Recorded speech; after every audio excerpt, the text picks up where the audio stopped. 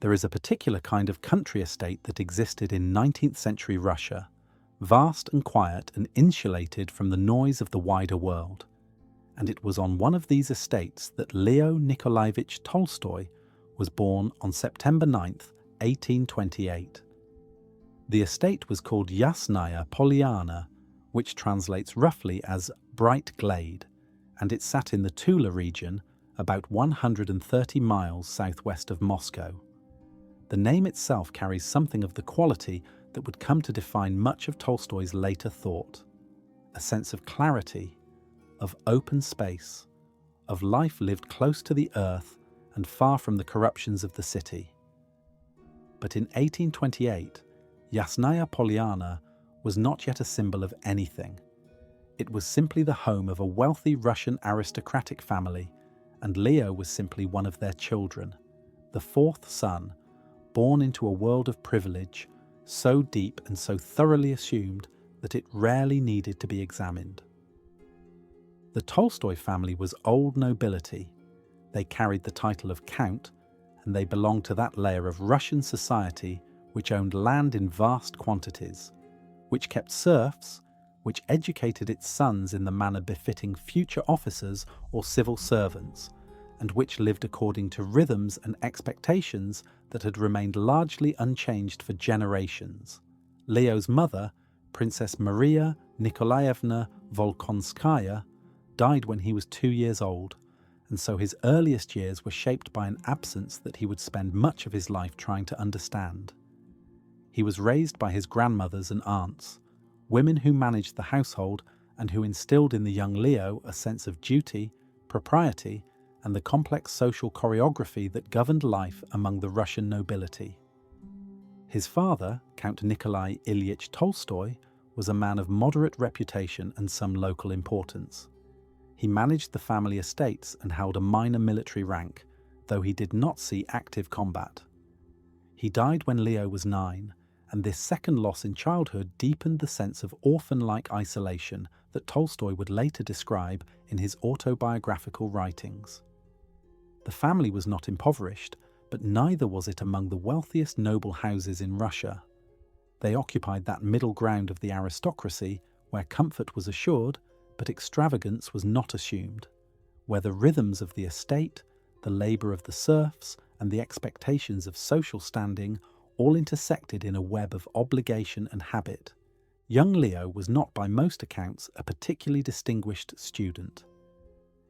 He attended the University of St. Petersburg briefly, and then transferred to the University of Kazan, where he studied law and Oriental languages. He did not complete his degree. The experience of formal education frustrated him, not because the material was beyond his grasp, but because it seemed to him shallow and disconnected from the questions that genuinely interested him. He was already, in his adolescence, someone who found the surface world of institutions and social expectations inadequate to his deeper restlessness. He dropped out of university in 1847, returned to Yasnaya Polyana, and spent several years in a state of considerable dissipation. He gambled, he drank, he kept mistresses, and he lived with a heedless enjoyment of pleasure that he would later condemn with extraordinary severity. It was during this period that he began to keep a diary, a practice he would maintain for the rest of his life. The early diary entries are remarkable for their honesty, even their brutality toward himself. Tolstoy recorded his failures, his lusts, his cowardice, and his self-deceptions with a candour that was unusual, even by the standards of the confessional tradition. This habit of relentless self-examination would become one of the defining features of his inner life, and it would eventually find its most famous expression in the autobiographical essay known as Confession, written decades later when the entire architecture of his meaning had collapsed. In 1851, at the age of 22, Tolstoy enlisted in the Russian army and was sent to the Caucasus, where Russian forces were engaged in a prolonged and brutal campaign against the Chechen and Circassian peoples of the region. This was not a war of grand strategy or national survival in the manner that the later Napoleonic campaigns would be described. It was a colonial war of suppression, fought in mountainous terrain against fighters who knew the land intimately and who were defending their homes against an imperial power that sought to consolidate its hold over the southern reaches of the empire. Tolstoy served as an officer in the artillery, and the experience left marks on him that never fully healed. He wrote about the Caucasus almost immediately, producing a series of sketches and stories that drew directly from his observations. The most important of these early works was a story called The Raid, published in 1852, which depicted a military expedition against a Chechen village with a clarity and moral ambiguity that set it apart from the patriotic war literature that was common in Russian letters at the time.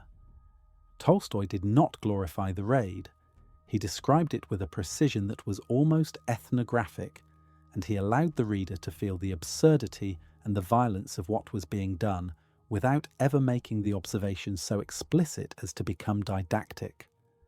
This capacity, the ability to show the moral weight of an experience without reducing it to a lecture, would become the foundation of his later greatness as a novelist. The Crimean War began in 1853, and Tolstoy requested a transfer to the front.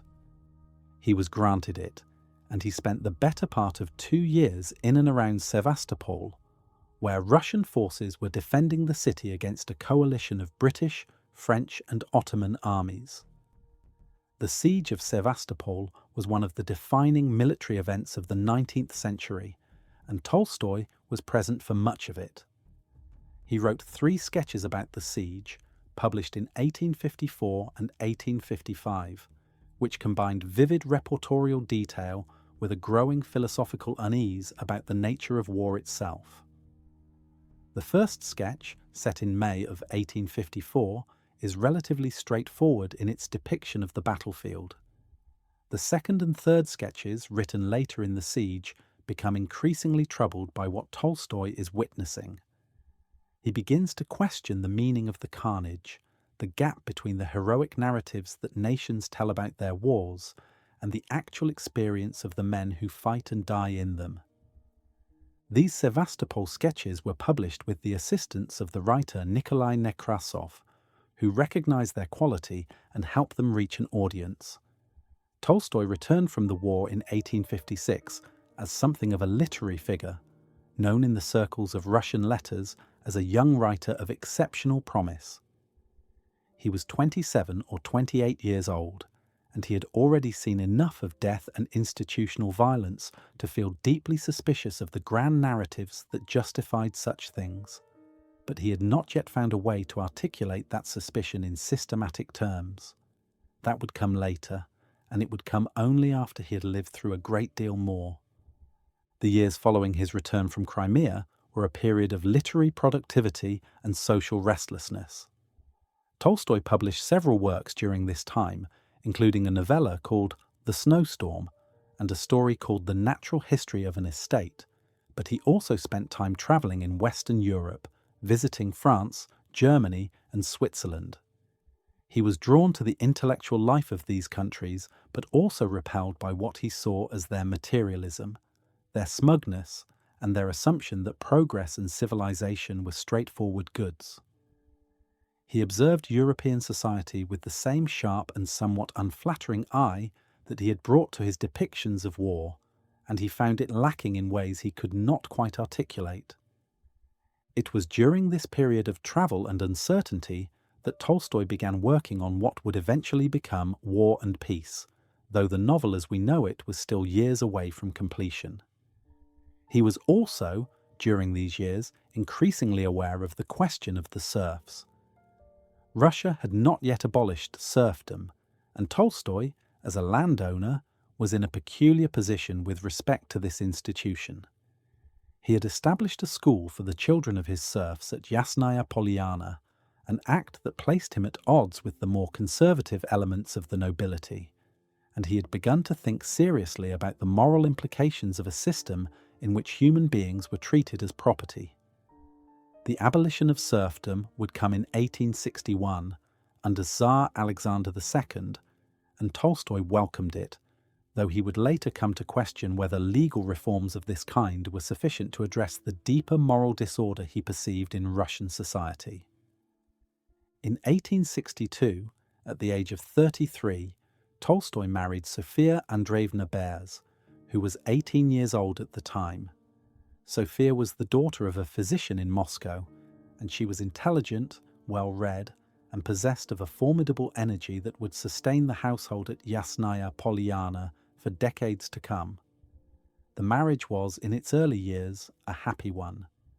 Sophia would become Tolstoy's first reader, his copyist, and the mother of his 13 children, of whom 11 survived to adulthood. She would also, in the later years of the marriage, become one of the most articulate critics of the moral positions Tolstoy adopted after his crisis, and the tensions between them would become one of the most painful chapters in the story of his life. The world into which Tolstoy was born, and the world in which he came of age as a writer, was one defined by the peculiar privileges and contradictions of the Russian aristocracy. These were people who owned enormous tracts of land, who controlled the labour of thousands of human beings, who educated their children in French and German, who danced at elaborate balls, and who simultaneously professed a Christian faith that, as Tolstoy would eventually argue, was utterly incompatible with everything they did. The gap between profession and practice, between the moral vocabulary of Christianity and the actual conduct of noble life, was something that Tolstoy observed from childhood, and it became, in the fullness of time, the central obsession of his thought. He was not the first Russian writer to notice this contradiction. Dostoevsky would explore it with extraordinary psychological depth, and the satirists of the 18th century had mocked the pretensions of the nobility for generations. But Tolstoy's response to the contradiction would be unique. Where others might observe it with irony or explore it through the drama of individual psychology, Tolstoy would eventually demand that the contradiction be resolved, not through clever literary observation, but through a radical transformation of how human beings actually lived. That demand would cost him everything the world had given him, and it would make him one of the most influential moral figures of the modern era. But all of that lay in the future. In the early 1860s, Tolstoy was a young count with a new wife, a vast estate, and a literary reputation that was growing. He was beginning to work seriously on the novel that would make him famous across the world, and he was living still within the assumptions of his class, enjoying the comforts of a life that depended on the labour of others and the structures of a society he had not yet learned to question with the ferocity he would later bring to the task. The young man who would become the moral revolutionary had not yet emerged. He was still in many ways the young count, and the world he had been born into still held him firmly in its embrace. To understand the world into which Tolstoy was born is to understand something essential about the forces that would eventually produce his moral revolt. The Russian aristocracy of the early 19th century was not a monolithic class, but a spectrum, ranging from the immensely wealthy princes and counts who owned tens of thousands of serfs and maintained estates that resembled small towns, to the more modest nobility who owned a few hundred acres and a handful of labourers and lived in a manner that was comfortable but not extravagant. The Tolstoy family occupied a middle position on this spectrum, but even their modest wealth was built on the institution of serfdom, the system by which millions of Russian peasants were legally bound to the land and to the service of their noble masters.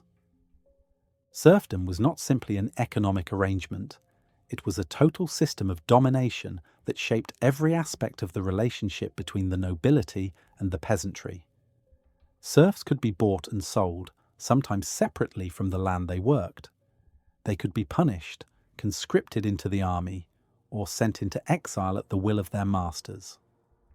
They had no legal standing before the courts and no political voice in the governance of their country. They lived in many cases in conditions of poverty and ignorance that stood in stark contrast to the comfort and education enjoyed by the aristocrats who depended on their labour. Tolstoy grew up surrounded by this system, benefiting from it without fully understanding or confronting its moral implications. The awareness would come later, and when it came, it would be devastating. The education Tolstoy received was typical of the Russian nobility of his era. He was tutored at home by a succession of foreign and Russian instructors, learning French, German, mathematics, and the rudiments of history and literature. The quality of this education varied considerably, and Tolstoy later described much of it as superficial and uninspiring. What it did provide was literacy in several languages and a familiarity with the major works of European literature and philosophy that would serve him throughout his life. It also provided him with the social skills and cultural references necessary to move comfortably in aristocratic circles, skills that he would later come to regard as instruments of moral evasion rather than genuine education. The young man who enlisted in the Russian army in 1851 was, in many respects, running away from the confusion of his own life. The aristocratic existence at Yasnaya Polyana, pleasant as it was in many ways, offered him little sense of purpose or direction. The army, with its clear hierarchies, its definite missions, and its promise of adventure and glory, seemed to offer something that civilian life did not. What it actually offered was an education in the nature of violence, institutional power, and the gap between the romantic narratives that surrounded military service and the brutal, often meaningless reality of what it actually involved. This education would shape the rest of his life, and it would become one of the foundations of the moral philosophy he would later develop. Tolstoy worked on the novel for approximately 6 years, from around 1863 to 1869, though his engagement with the material extended well before and after that period. The writing was laborious and involved extensive research into the military campaigns of the Napoleonic era, the social customs of the Russian aristocracy, and the political dynamics of early 19th century Europe. Tolstoy was dissatisfied with the conventional histories of the Napoleonic Wars, which he believed distorted the actual nature of historical events by attributing too much agency to individual leaders and too little to the vast anonymous masses of people whose collective actions actually determined outcomes. This dissatisfaction crystallized into one of the most original and provocative arguments in the history of Western thought about history and causation. Tolstoy argued that the conventional way of understanding history, which places great men like Napoleon, Wellington, or Alexander I of Russia at the center of the narrative and treats their decisions as the primary causes of historical outcomes, is fundamentally misleading. In Tolstoy's view, the movements of armies, the rise and fall of empires, and the great turning points of history are not the products of individual genius or individual will. They are the result of countless small decisions made by millions of ordinary people, decisions shaped by forces that no single individual could fully understand or control. Napoleon, in Tolstoy's telling, did not conquer Europe because he was a military genius of unparalleled brilliance. He was carried forward by historical forces that were already in motion, forces rooted in the political, economic, and social conditions of his time, and the decisions he made were shaped by circumstances he did not create and could not have altered. When things went well for him, historians attributed his success to his genius. When things went badly, they attributed his failure to his mistakes, but in both cases, they were imposing a narrative of individual agency onto events that were, in reality, far more complex and far less controllable than any single person could have made them. This argument is presented not as a dry thesis, but as a lived experience woven throughout the fabric of the novel. The reader encounters Napoleon himself on several occasions, and Tolstoy consistently deflates the imperial mystique, showing Napoleon as a man who is confused, uncertain, and often wrong about what is actually happening on the battlefield and in the wider theatre of war. The famous scene in which Napoleon stands on a hill overlooking the Battle of Borodino and realizes that he can see almost nothing, that the smoke and chaos of the battle make it impossible for him to know what is occurring, is one of the most quietly devastating moments in the novel. The man who is supposed to be directing the greatest military machine in Europe is, in fact, largely a spectator, buffeted by events he cannot control and outcomes he cannot predict. The argument extends beyond Napoleon to the entire structure of how we understand history. Tolstoy devotes long essays, embedded within the novel itself, to the question of historical causation. These essays have frustrated some readers and baffled others, but they are essential to understanding what Tolstoy was attempting to do with the novel as a whole. He was not simply telling a story set against the backdrop of the Napoleonic Wars. He was using the story to make a philosophical argument about the nature of human agency, the limits of individual freedom, and the relationship between what we believe we are doing and what is actually happening in the larger sweep of events. The implications of this argument are profound and unsettling. If individual human beings do not, in any meaningful sense, determine the course of history, then the entire framework through which we understand the past, a framework built on the assumption that great leaders make great decisions and that these decisions shape the world, is a kind of collective illusion. It is a story we tell ourselves because it is simpler and more comforting than the truth, which is that history is driven by forces too vast and too interconnected for any single mind to comprehend. Tolstoy did not deny that individuals made choices. He denied that these choices, taken in isolation, could explain the large-scale movements of history. The choices of individuals mattered, but they mattered in ways that were shaped by and subordinate to the vast currents of collective human action. This is not a nihilistic position, though it can initially seem like one. Tolstoy was not arguing that nothing mattered or that human beings were helpless puppets moved by indifferent forces. He was arguing something more subtle and in some ways more hopeful, that the true locus of historical significance lies not in the actions of kings and generals, but in the daily lives of ordinary people. The real story of the Napoleonic era is not the story of Napoleon. It is the story of the millions of Russians, French, Germans, Austrians, and others who lived through that period, who made their small decisions, who loved and suffered and died, and whose collective experience constituted the actual substance of history. War and Peace embodies this conviction in its very structure.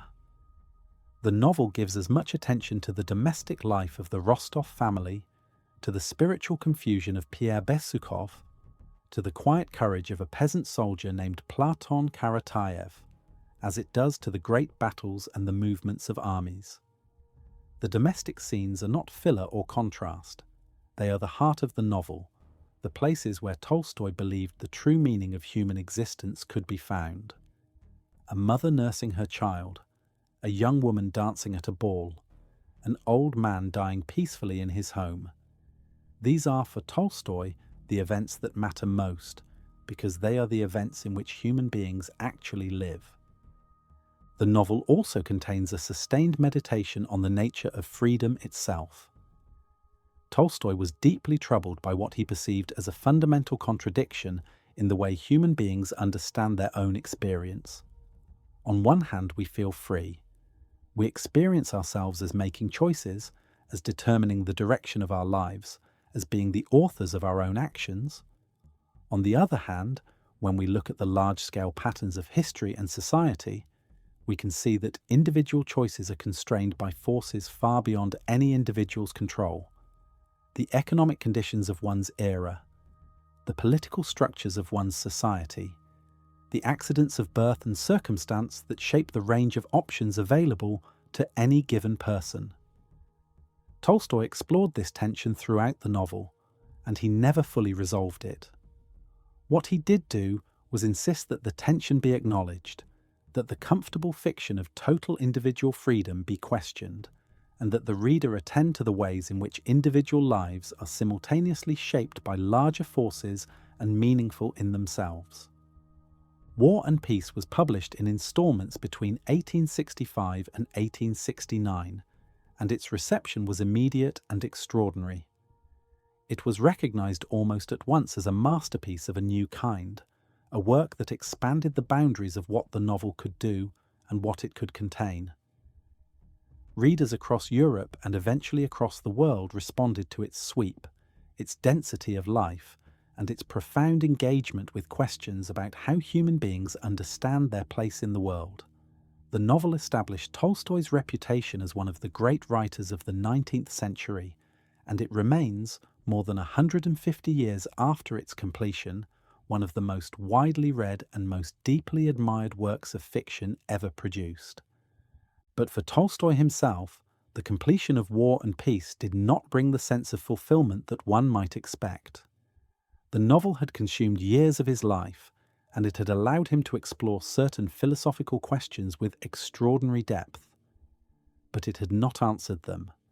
The questions about the meaning of history, the nature of freedom, and the relationship between individual lives and the vast impersonal forces that shaped them remained open. And beneath these questions lay a deeper one, a question that War and Peace had gestured toward but had not yet confronted directly. The question of how an individual human being should actually live, given the conditions of mortality, uncertainty, and moral complexity that defined the human situation. That question would become the central obsession of Tolstoy's later life, and it would lead him on a journey that would transform not only his own understanding of the world, but the moral imagination of an entire civilization. Tolstoy's argument about historical causation deserves closer examination because it has implications that extend far beyond the boundaries of the novel and into the heart of how we understand the relationship between individuals and the societies they inhabit. The conventional historiography of the 19th century was built on what is sometimes called the great man theory of history, a framework in which the major events of the past are understood primarily as the products of the decisions and actions of exceptional individuals. Kings, generals, philosophers, and revolutionaries were placed at the center of the historical narrative, and their personal qualities, their genius, their ambition, their moral character, were treated as the primary explanatory variables for understanding why events unfolded as they did. Tolstoy found this framework not merely inadequate, but actively dishonest. He argued that historians attributed to great men a degree of agency and understanding that they did not actually possess. Napoleon, for example, did not fully understand the situation he was in at any given moment during his campaigns. He received incomplete and often inaccurate information from his generals. He made decisions based on his own limited understanding of complex situations, and those decisions were then subjected to forces, the weather, the terrain, the morale of individual soldiers, the logistical challenges of feeding and supplying armies over vast distances that no single mind could have anticipated or controlled. The outcomes of battles were determined not by the brilliance of commanders, but by the cumulative effect of thousands of individual decisions made by ordinary men under conditions of extreme stress and uncertainty. This argument has a profound democratic implication. If history is not made by great men, but by the collective actions of ordinary people, then the lives of ordinary people are, in a very real sense, more historically significant than the lives of kings and generals. The mother who feeds her children, the farmer who tends his fields, the soldier who holds his ground not because of a brilliant command from above, but because of his own quiet courage. These are the people who actually make history, in Tolstoy's view, and the grand narratives that center the story on Napoleon or Wellington are, in essence, a kind of propaganda that serves the interests of those who wish to maintain the myth of exceptional individual power. Tolstoy's theory of historical causation also has epistemological implications, that is, implications for how we understand the limits of human knowledge. If the course of history is determined by forces too vast and too interconnected for any single mind to comprehend, then the historian's task is not to construct narratives that explain events in terms of individual decisions, but to acknowledge the fundamental complexity of historical causation and to resist the temptation to impose simple explanatory frameworks on a reality that is, by its nature, irreducibly complex. This is a position that anticipates, in some respects, the work of later historians and philosophers who have questioned the role of narrative in historical understanding, and who have argued for a more humble and more probabilistic approach to the explanation of past events. The literary innovation of War and Peace is inseparable from its philosophical argument. Tolstoy invented, or at least perfected, a way of narrating large-scale historical events that moves constantly between the macro and the micro, between the grand sweep of armies and empires and the intimate details of individual experience. This technique allows the reader to feel, viscerally, the relationship between the large forces that shape history and the small lives that are lived within them. A scene depicting the strategy meeting of Russian generals is followed by a scene in which a peasant soldier sits by a campfire mending his boots. A battle is described first from the perspective of a general observing from a hilltop, and then from the perspective of a wounded lieutenant crawling through the mud. The effect is to make the reader simultaneously aware of the enormity of historical events and the irreducibility of individual experience, and to suggest that both perspectives are necessary for a genuine understanding of what it means to be a human being living in history. Pierre Bezukhov enters the novel as an illegitimate son of the dying Count Bezukhov, one of the wealthiest men in Russia. Through a series of events that he does not fully understand and cannot control, Pierre inherits an enormous fortune and finds himself suddenly one of the richest men in the country.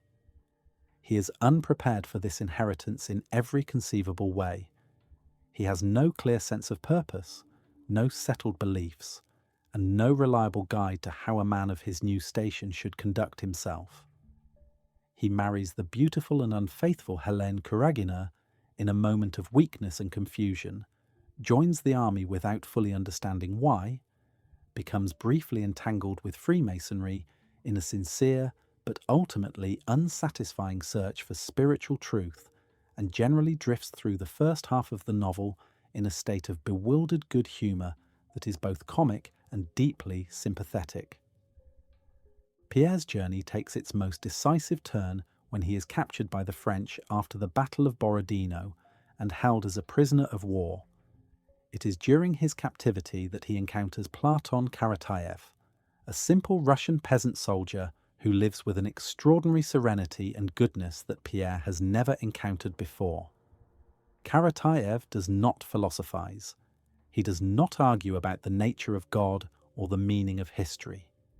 He simply lives, with a quiet acceptance of his circumstances and a natural kindness toward everyone around him, that Pierre recognizes as something fundamentally different from anything he has previously encountered in the world of educated, aristocratic Russians. Karatayev represents for Pierre and for Tolstoy the possibility that wisdom might be found not in abstraction and argument, but in the simple, direct engagement with life that ordinary people sometimes achieve. After the war ends and Pierre is released, he returns to Moscow a changed man. The suffering he has endured, both physical and spiritual, has burned away much of his previous confusion. He finds Natasha Rostova, the young woman he has loved quietly for years, and their union at the end of the novel is presented not as a romantic triumph in the conventional sense, but as a kind of quiet, settling into life. Pierre has not arrived at a grand philosophical system. He has arrived at something simpler and, in Tolstoy's view, more valuable. A sense of peace, a capacity for gratitude, and an ability to find meaning in the ordinary texture of daily existence. The journey from wealth and confusion, through war and captivity, to this quiet understanding is one of the great spiritual arcs in the history of fiction. Prince Andrei Bolkonsky follows a very different path. Where Pierre is warm, fumbling, and generous, Andrei is cold, precise, and intensely proud. He is a man of genuine intellectual distinction, a military officer of real capability, and someone who has internalized the values of the Russian aristocracy to a degree that makes him both admirable and deeply limited. At the beginning of the novel, Andrei is dissatisfied with his life. He has married a beautiful woman, Lisa, but the marriage bores him. He desires glory, significance, a life that rises above the petty concerns of drawing rooms and social gatherings. He joins Napoleon's army, not the Russian army, in a moment of romantic idealism, believing that he will find on the battlefield the kind of meaning and recognition that elude him in peacetime. His first great disillusionment comes at the Battle of Austerlitz. Andrei has long admired Napoleon, and he joins the war partly in the hope of serving under or alongside the man he considers the greatest commander in history. But on the battlefield, wounded and lying on his back staring at the sky, Andrei undergoes a sudden and devastating revelation. The sky above him is vast, indifferent, and beautiful, and the glory he sought, the fame and the significance, suddenly seems absurdly small in comparison to the immensity of what stretches above him. The moment is one of the great epiphanies in Russian literature, and it marks the beginning of Andrei's long, painful education in the insufficiency of everything he had previously valued. Andrei's journey continues through grief, through a renewed engagement with military service during the defense of Russia against Napoleon's invasion, and through a gradual softening of his pride and his contempt for ordinary human beings. His most significant relationship in the novel is with Natasha Rostova, the same young woman who will eventually marry Pierre. Andrei loves Natasha, but he is unable to forgive her when she, in a moment of youth and confusion, nearly elopes with another man. His inability to forgive reveals the degree to which his pride and his need for control still govern his emotional life, even after the lessons of Austerlitz. The final chapter of Andrei's story comes at the Battle of Borodino in 1812. He is wounded, and as he lies dying, he undergoes a second and more complete transformation. The bitterness and the pride that have defined his character begin to dissolve. He forgives Natasha. He feels a sudden and unexpected compassion for everyone around him, including the enemies who have wounded him. He dies, quietly and peacefully, having arrived at a state of inner peace that his earlier life would never have permitted. His death is presented not as a tragic waste, but as a kind of completion, the end of a long and painful journey toward an understanding that could only be reached through suffering. The contrast between Pierre and Andrei illuminates two fundamental questions about the search for meaning. Andrei seeks meaning in glory, in significance, in the approval of the world. He is a man who wants to matter, to be remembered, to leave his mark on history. Pierre seeks meaning more tentatively and more humbly, through experience, through confusion, through a willingness to be taught by life, rather than to impose his own understanding upon it. Both men are ultimately taught the same lesson, that the meaning they seek cannot be found in grand ambitions or philosophical abstractions, but only in the quiet, direct engagement with the present moment and with the people around them. But they arrive at this lesson through very different routes, and the routes themselves reveal something important about the range of human experience and the different ways in which spiritual understanding can be approached. Tolstoy's treatment of these two characters reflects his own deepest convictions about the nature of wisdom and the relationship between suffering and understanding. He believed, and would come to believe with increasing conviction as his life progressed, that genuine wisdom was not the product of education, intellectual brilliance, or social distinction. It was the product of a particular kind of attention to life, a willingness to set aside the comfortable assumptions of one's class and one's era, and to look at the world with fresh and honest eyes. Pierre's encounter with Platon Karatayev in the prisoner camp is one of the clearest expressions of this conviction in the novel. The peasant does not teach Pierre anything in the conventional sense. He simply exists, with a goodness and a serenity that Pierre has never encountered, and Pierre learns from the encounter not by absorbing information, but by recognizing something he had always known but had been unable to see. The spiritual journeys of Pierre and Andrei also illuminate the relationship between war and peace and Tolstoy's own later philosophical and religious writings. The novel was written before Tolstoy's great crisis of meaning in the 1870s, and it does not contain the radical moral conclusions that he would later arrive at. But it contains the seeds of those conclusions. The skepticism toward grand narratives, the attention to the lives of ordinary people, the sense that genuine wisdom is found not in abstraction but in direct engagement with life, all of these themes would become central to Tolstoy's later thought. War and Peace is, in this sense, both a supreme achievement of Tolstoy's art and a preparation for the moral revolution that would follow. Pierre's engagement with Freemasonry deserves particular attention because it represents one of the clearest illustrations of how Tolstoy understood the relationship between the desire for meaning and the institutions that claim to provide it. Pierre joins the Masonic Lodge in a moment of genuine spiritual hunger, seeking a framework within which the questions that torment him can be answered. The lodge offers him brotherhood, ritual, and a sense of participation in something larger than himself. For a time, the experience is genuinely nourishing. Pierre feels that he has found a community of men who share his search and who have perhaps discovered truths that he has been missing. But the satisfaction does not last.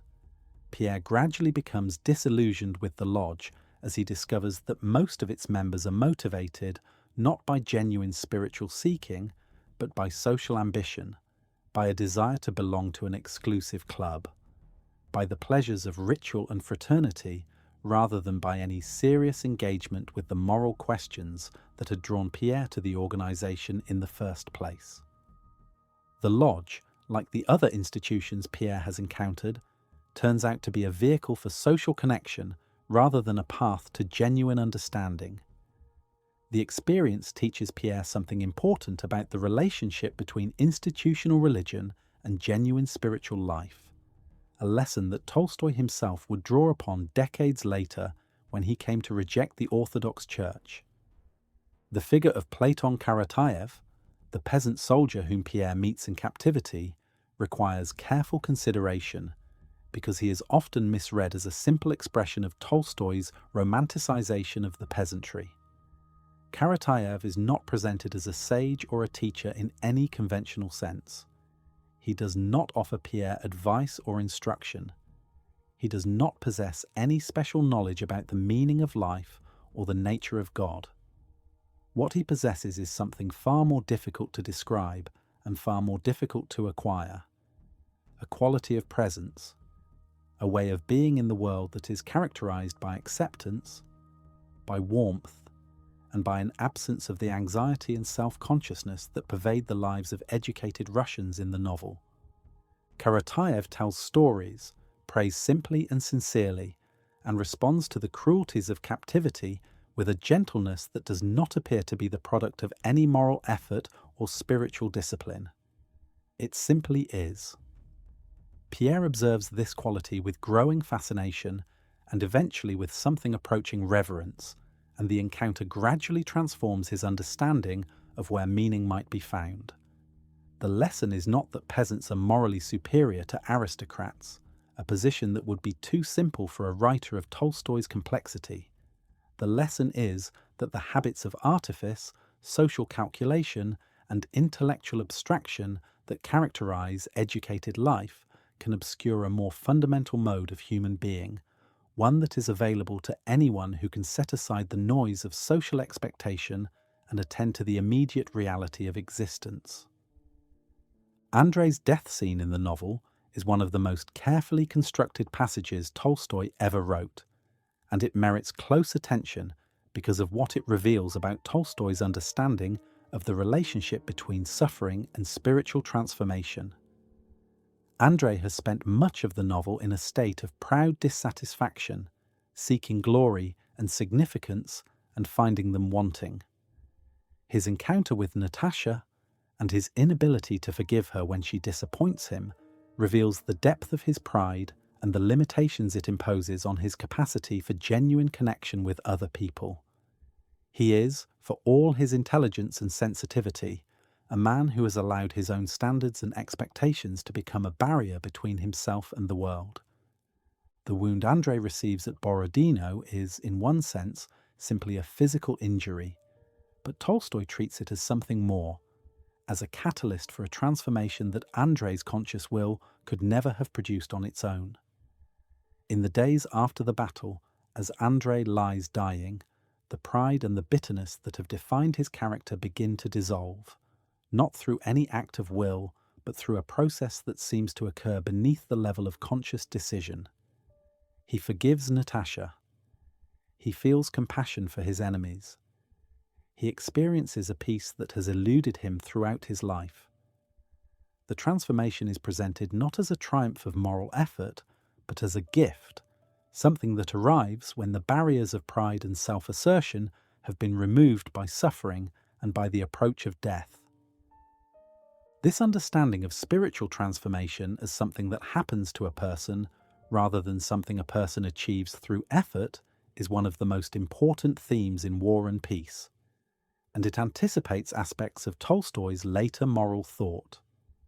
Tolstoy would come to believe, with increasing conviction, that genuine moral and spiritual change was not the product of intellectual resolution or moral willpower, but of a kind of openness to life that could only be cultivated through humility, through the willingness to be taught by experience rather than to impose one's own understanding upon it. Both Pierre and Andrei arrive at this openness, but they arrive at it through very different routes, and the diversity of the routes is itself an important part of Tolstoy's moral vision. Tolstoy began writing Anna Karenina in 1873 and published it in installments between 1875 and 1877. The novel was written during a period when Tolstoy was already beginning to experience the spiritual unease that would eventually become his great crisis. The questions that Levin asks in the novel, questions about the purpose of life, the nature of faith, and the possibility of living in a way that is genuinely meaningful rather than merely socially respectable, are questions that Tolstoy himself was beginning to confront with increasing urgency. Levin is not a simple autobiographical projection, but he is, in many ways, a version of Tolstoy himself, someone who shares his class, his intellectual temperament, and his growing dissatisfaction with the world as he finds it. Levin's storyline begins with a romantic pursuit. He loves Kitty Shtcherbatskaya, a young woman from a good family, and he proposes marriage to her. She refuses him, partly because she has been dazzled by the glamorous Count Vronsky, who has shown an interest in her, but will ultimately abandon her for Anna. Levin's rejection sends him into a period of depression and self-questioning. But his suffering is not merely romantic. It is existential. The refusal forces him to confront questions about his own life, his purpose, and the nature of happiness that he has previously been able to avoid. As the novel progresses, Levin moves through a series of experiences and encounters that deepen his crisis. He works on his estate, engaging with the labour of his peasants and reflecting on the nature of agricultural life and the relationship between landowners and the people who work their land. He debates with his brother Nikolai about socialism and the meaning of work.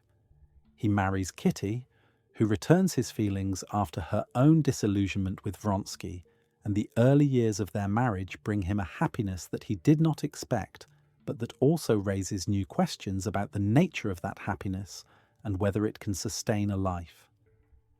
The deepest crisis comes when Levin begins to confront the fact of death directly and honestly. He realizes that the life he has been living, a life of social respectability, intellectual activity, and domestic happiness, has no foundation.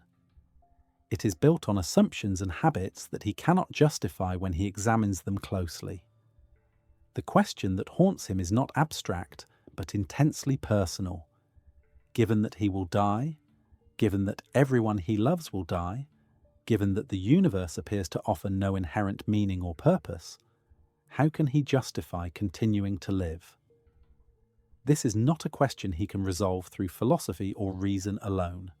It is a question that demands a different kind of answer, one rooted in something beyond intellectual argument. Levin's journey toward resolution occupies the final sections of the novel and extends into territory that Tolstoy himself was exploring during the same period. Levin does not arrive at a systematic philosophy or a confident theological position. He arrives, instead, at something more tentative and more honest, a recognition that faith is possible, that life can be lived with meaning even in the absence of certainty, and that the meaning is to be found not in abstract ideas but in the daily practice of living well, in the care one takes with other people, and in a kind of humble openness to forces that reason alone cannot comprehend. The novel ends with Levin looking up at the stars and feeling for the first time a sense of peace and purpose that does not depend on his being able to explain or justify it. The contrast between Levin's storyline and Anna's is deliberate and instructive. Anna Karenina is a woman of extraordinary intelligence and sensitivity, and her love for Vronsky is genuine and consuming. But her story is ultimately a story about the destruction that results when passion becomes the governing principle of a life. Anna does not simply love Vronsky, she allows her love for him to consume everything else: her relationship with her son, her connection to the wider world, her capacity for self-reflection. As her isolation deepens and her jealousy intensifies, she becomes less and less able to see the world clearly, and the novel traces this narrowing of perception with extraordinary psychological precision. Tolstoy does not condemn Anna simply because she broke the social rules of her era. His judgment of her is more complex and more philosophically grounded than that. What he shows is that a life organized around a single passion, no matter how genuine that passion may be, is a life that has lost its moral center. Anna has allowed desire to become the measure of everything, and the result is a progressive loss of connection to the broader human community and to the possibilities of meaning that exist beyond the relationship with Vronsky. Her suicide, which closes the novel's central narrative, is presented not as a punishment, but as the logical end of a path that had been narrowing from the moment she chose passion over everything else. The juxtaposition of Anna and Levin is one of Tolstoy's most sophisticated literary and philosophical gestures. It suggests that the question of how to live cannot be answered by passion alone, not even by love in its most intense and genuine form. It requires something else, a willingness to engage with the full complexity of human existence, to accept uncertainty, and to find meaning in the daily texture of life rather than in a single consuming experience. Levin's tentative faith, his quiet acceptance of mystery, and his gradual discovery of peace through practice rather than through certainty represent Tolstoy's best thinking at this stage of his life about what a meaningful human existence might look like. Anna Karenina also contains Tolstoy's early explorations of several themes that would become central to his later moral philosophy. The novel is deeply concerned with the nature of social convention and the ways in which it shapes and constrains human behavior. The society depicted in the novel is one in which appearances matter enormously, in which the judgments of others govern the range of acceptable action, and in which genuine moral conviction is often subordinated to the demands of respectability. Tolstoy shows how this system of social control operates not through overt coercion, but through the subtle pressure of expectation and shame, and he suggests that much of what passes for morality in polite society is, in fact, nothing more than conformity dressed in moral language. The novel was controversial when it was published, and it remains one of the most widely read and most deeply admired works of fiction in the world. But for Tolstoy, it was also a transitional work, a point at which the questions he had been exploring through fiction began to demand answers that fiction alone could not provide. The crisis that was building throughout the writing of Anna Karenina would soon break open, and when it did, it would transform not only Tolstoy's understanding of the world, but the moral landscape of the 20th century. Levin's engagement with agricultural labour is one of the novel's most important and most philosophically rich dimensions, and it anticipates the emphasis on manual work that would become central to Tolstoy's later moral vision. Levin is not simply a landowner who manages his estate from a distance. He works alongside his peasants, harvesting grain in the summer heat, and the experience of physical labour transforms his understanding of both work and the people who perform it. The famous scene in which Levin mows hay with the peasants is one of the most celebrated passages in Russian literature, and it captures something essential about Tolstoy's understanding of the relationship between bodily engagement with the world and moral and spiritual health. When Levin works, he does not think. The rhythm of the scythe, the weight of the grain, the sun on his back, all of these sensory experiences absorb him completely, and for the duration of the work, he is free from the anxieties and doubts that torment him during his hours of leisure and reflection. This experience suggests something that Tolstoy would later articulate more explicitly, that the life of the mind, when it becomes disconnected from physical engagement with the world, tends toward a kind of paralysis and despair, and that the reconnection of thought with bodily labour is one of the essential conditions for genuine moral and spiritual health. The character of Kitty Shtcherbatskaya undergoes her own significant transformation in the novel, and this transformation is important for understanding the range of moral possibilities that Tolstoy was exploring. Kitty begins the novel as a young woman whose primary concern is social standing and romantic success. She is drawn to Vronsky not because of any deep moral connection, but because he is handsome, fashionable, and socially desirable. When Vronsky abandons her for Anna, Kitty is devastated, but the devastation is not merely the pain of romantic rejection. It is the collapse of the entire framework by which she had been organizing her life. Kitty spends time abroad recovering from her heartbreak, and during this period she encounters a woman named Madame Stahl, who practices a form of charitable and spiritual life that Kitty initially finds deeply attractive. Kitty attempts to emulate this life, but she gradually discovers that her motives are not genuinely selfless. She is performing virtue rather than practicing it, seeking the same kind of social approval through charitable work that she had previously sought through romantic success. This discovery is painful, but also liberating. It forces Kitty to confront the question of what genuine moral life looks like, as opposed to the performance of moral life, and it sets her on a path toward a more honest and more grounded relationship with the world. When Kitty and Levin finally marry, their union represents something more than a conventional happy ending.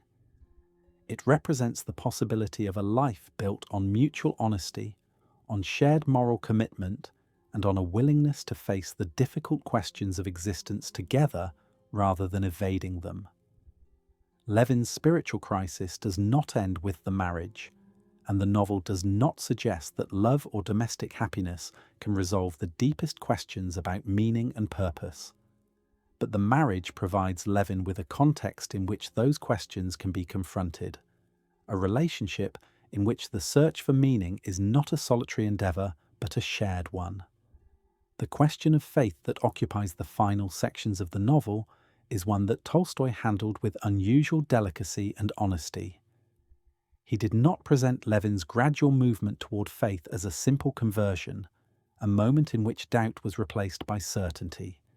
Instead, he showed it as a slow and tentative process in which Levin gradually discovered that faith was not a matter of believing certain propositions, but of living in a certain way.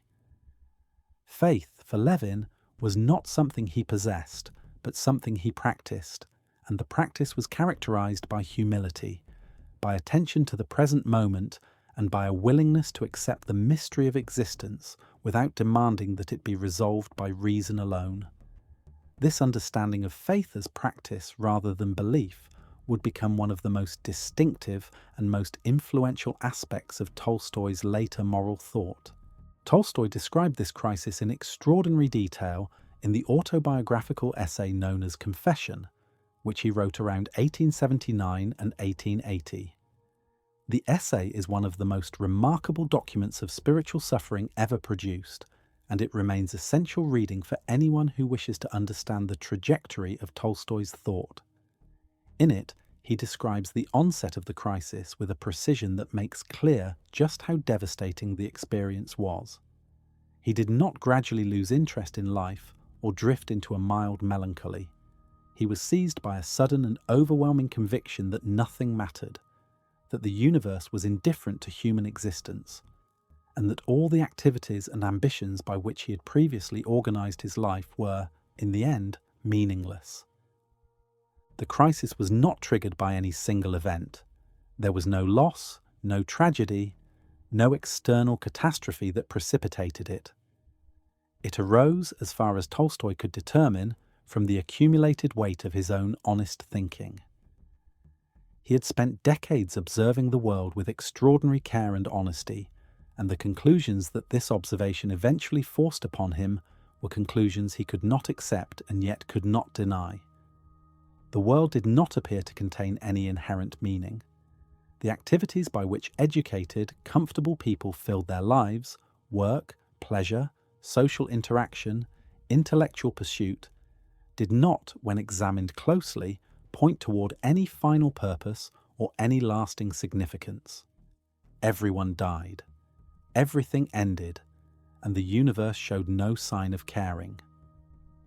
Tolstoy attempted to find answers to his crisis through philosophy. He read the great Western philosophers with intense concentration, hoping that one of them might have found a way through the darkness he was experiencing. He studied Descartes, Kant, Hegel, and others, and he found their systems impressive but ultimately unsatisfying. They could explain the structure of reality, or they could describe the conditions under which human knowledge was possible, but they could not answer the question that mattered most to him. How should a human being live, given the fact of death and the apparent absence of cosmic meaning? Philosophy, as Tolstoy understood it, could not reach the place where the answer needed to be found. It operated in the realm of abstraction and argument, and the answer he needed was something else entirely. He also looked to science and found it equally inadequate. Science could describe the mechanisms by which the natural world operated, but it could not explain why the natural world existed, or what, if anything, it meant for human beings to be alive within it. The questions that science answered were not the questions that Tolstoy was asking. His questions were not questions about how things worked, but about how things mattered, and science, by its nature, had no purchase on questions of that kind. The deepest source of Tolstoy's despair was not intellectual, but moral. He looked at the life he was living, the life of a wealthy Russian nobleman, and he saw that it was built on a foundation of violence and exploitation. The serfs who had worked his land, the system of property that sustained his comfort, the military and political institutions that maintained the social order from which he benefited, all of these rested, ultimately, on the threat or the actuality of force. To live as he was living required the participation, however indirect, in a system that depended on the coercion of human beings. And if the life he was living could not be justified on moral grounds, then the pleasures and satisfactions it provided could not serve as an answer to the question of meaning. It was during this period of crisis that Tolstoy began, for the first time, to read the Gospels with genuine attention and with the specific purpose of finding an answer to the question that philosophy and science had failed to resolve. He had, of course, been raised Orthodox Christian, and the language and rituals of the Church had been part of his life from childhood, but he had never read the teachings of Jesus with the kind of concentrated moral seriousness that the crisis now demanded. He had, like most educated Russians of his class, treated religion as a matter of social convention, something one observed because it was expected, not something one actually examined as a guide to how life should be lived. What he found when he turned to the Gospels with fresh eyes was something that astonished him. Beneath the layers of theological interpretation, beneath the institutional machinery of the Orthodox Church, beneath the elaborate doctrines of salvation and resurrection and divine providence that had accumulated over centuries of ecclesiastical tradition, he found a set of teachings that were, in his view, radical, simple, and practically transformative. Jesus had not, Tolstoy came to believe, taught a theology. He had taught a way of living, and that way of living, if it could be understood clearly and practiced honestly, offered an answer to the question of meaning that no philosopher or scientist had been able to provide. The discovery did not come all at once. Tolstoy spent months studying the Gospels, comparing different translations, learning Greek so that he could read the original New Testament texts, and gradually stripping away what he regarded as the accretions of centuries of institutional religion.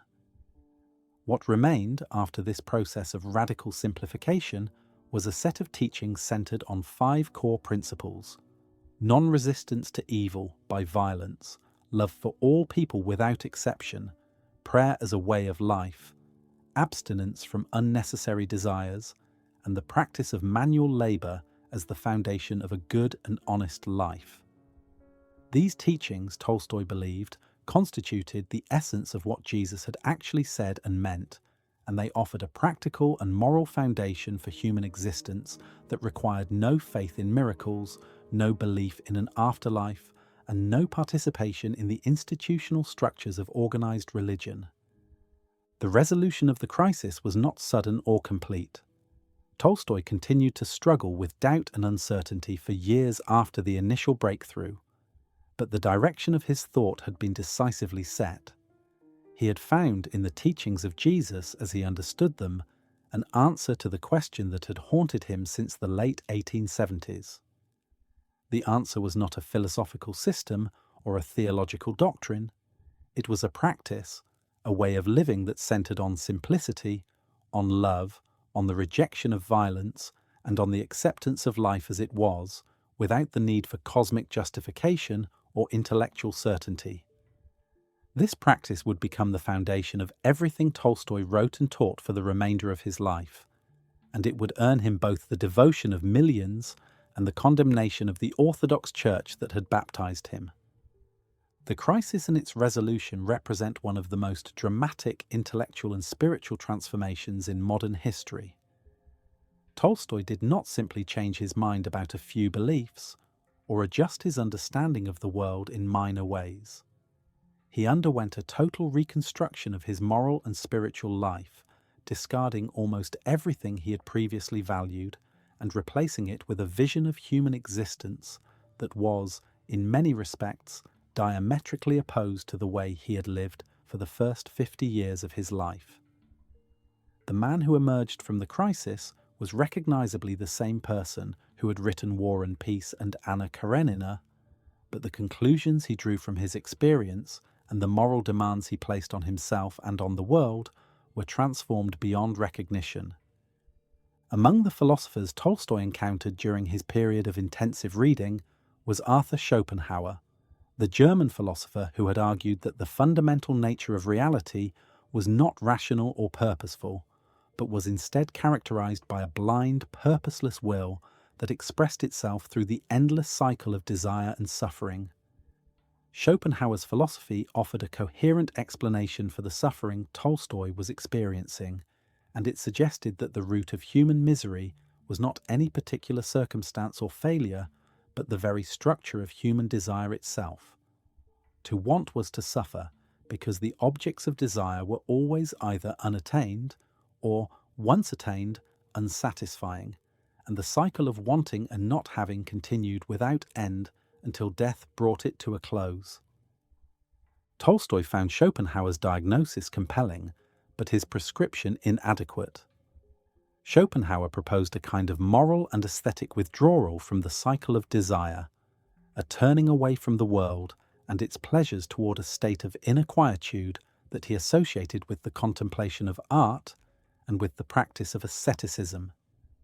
Tolstoy admired this vision of detachment, and elements of it would appear in his own later thought. But Schopenhauer's philosophy offered no positive moral direction, no way of engaging with the world that was rooted in love and compassion rather than in withdrawal and renunciation. It was, in Tolstoy's view, a diagnosis without a cure, or rather a cure that amounted to a slow death of the spirit. The experience of aging and the growing awareness of mortality played a significant role in the intensity of Tolstoy's crisis. By his 50s, he had watched several people close to him die, and the fact of his own death was no longer an abstract possibility, but a concrete and approaching reality. The awareness of death had always been present in his thought, from the earliest diary entries of his youth, but it was during the crisis years that it became truly overwhelming. Tolstoy found himself unable to look at the question of death without confronting the question of meaning, and unable to confront the question of meaning without arriving at conclusions that undermined the entire framework of his previous life. This connection between the awareness of mortality and the crisis of meaning is one of the most important themes in Tolstoy's later writings, and it would find its fullest expression in The Death of Ivan Ilyich. But even in Confession, the relationship between death and meaning is central.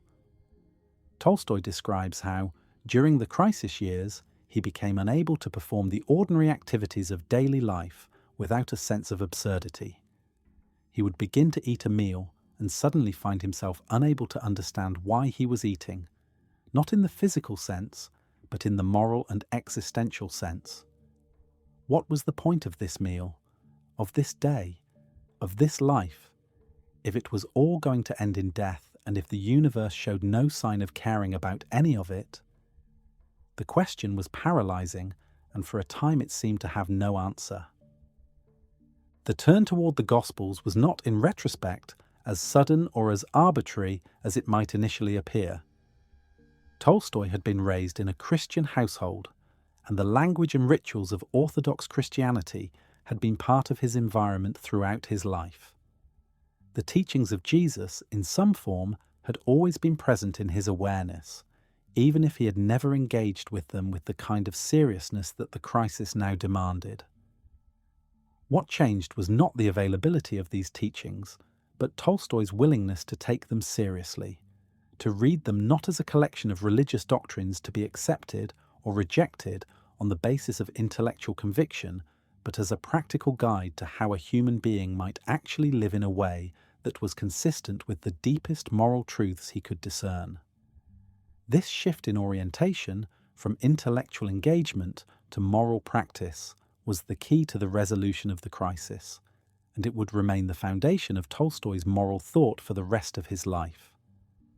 The process by which Tolstoy moved from the depths of despair to the discovery of a new moral foundation was gradual and painful, and it did not follow a neat or linear trajectory.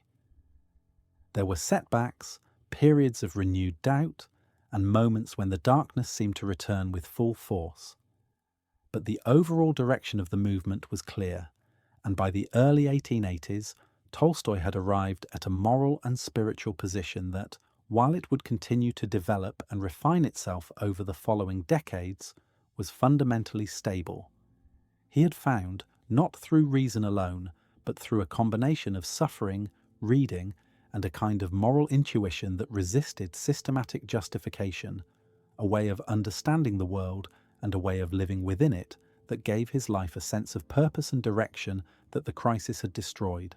Tolstoy's approach to this project was both scholarly and deeply personal. He learned ancient Greek specifically to work with the original New Testament texts, and he consulted a range of translations and commentaries as he developed his understanding of what Jesus had actually taught. But his method was not that of a conventional biblical scholar. He was not interested in establishing the historical text in the way that academic New Testament scholars were beginning to do during this period. He was interested in something more urgent, finding the moral and practical content of Jesus' teachings and separating it from everything that had been added by centuries of institutional religion.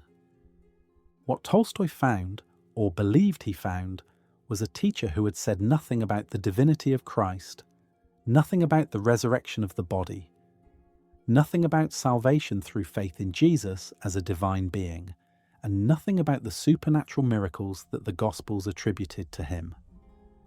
These elements, Tolstoy argued, were additions made by later writers and theologians who had transformed the simple moral teachings of a Jewish teacher into a complex theological system designed to serve the interests of an institutional church.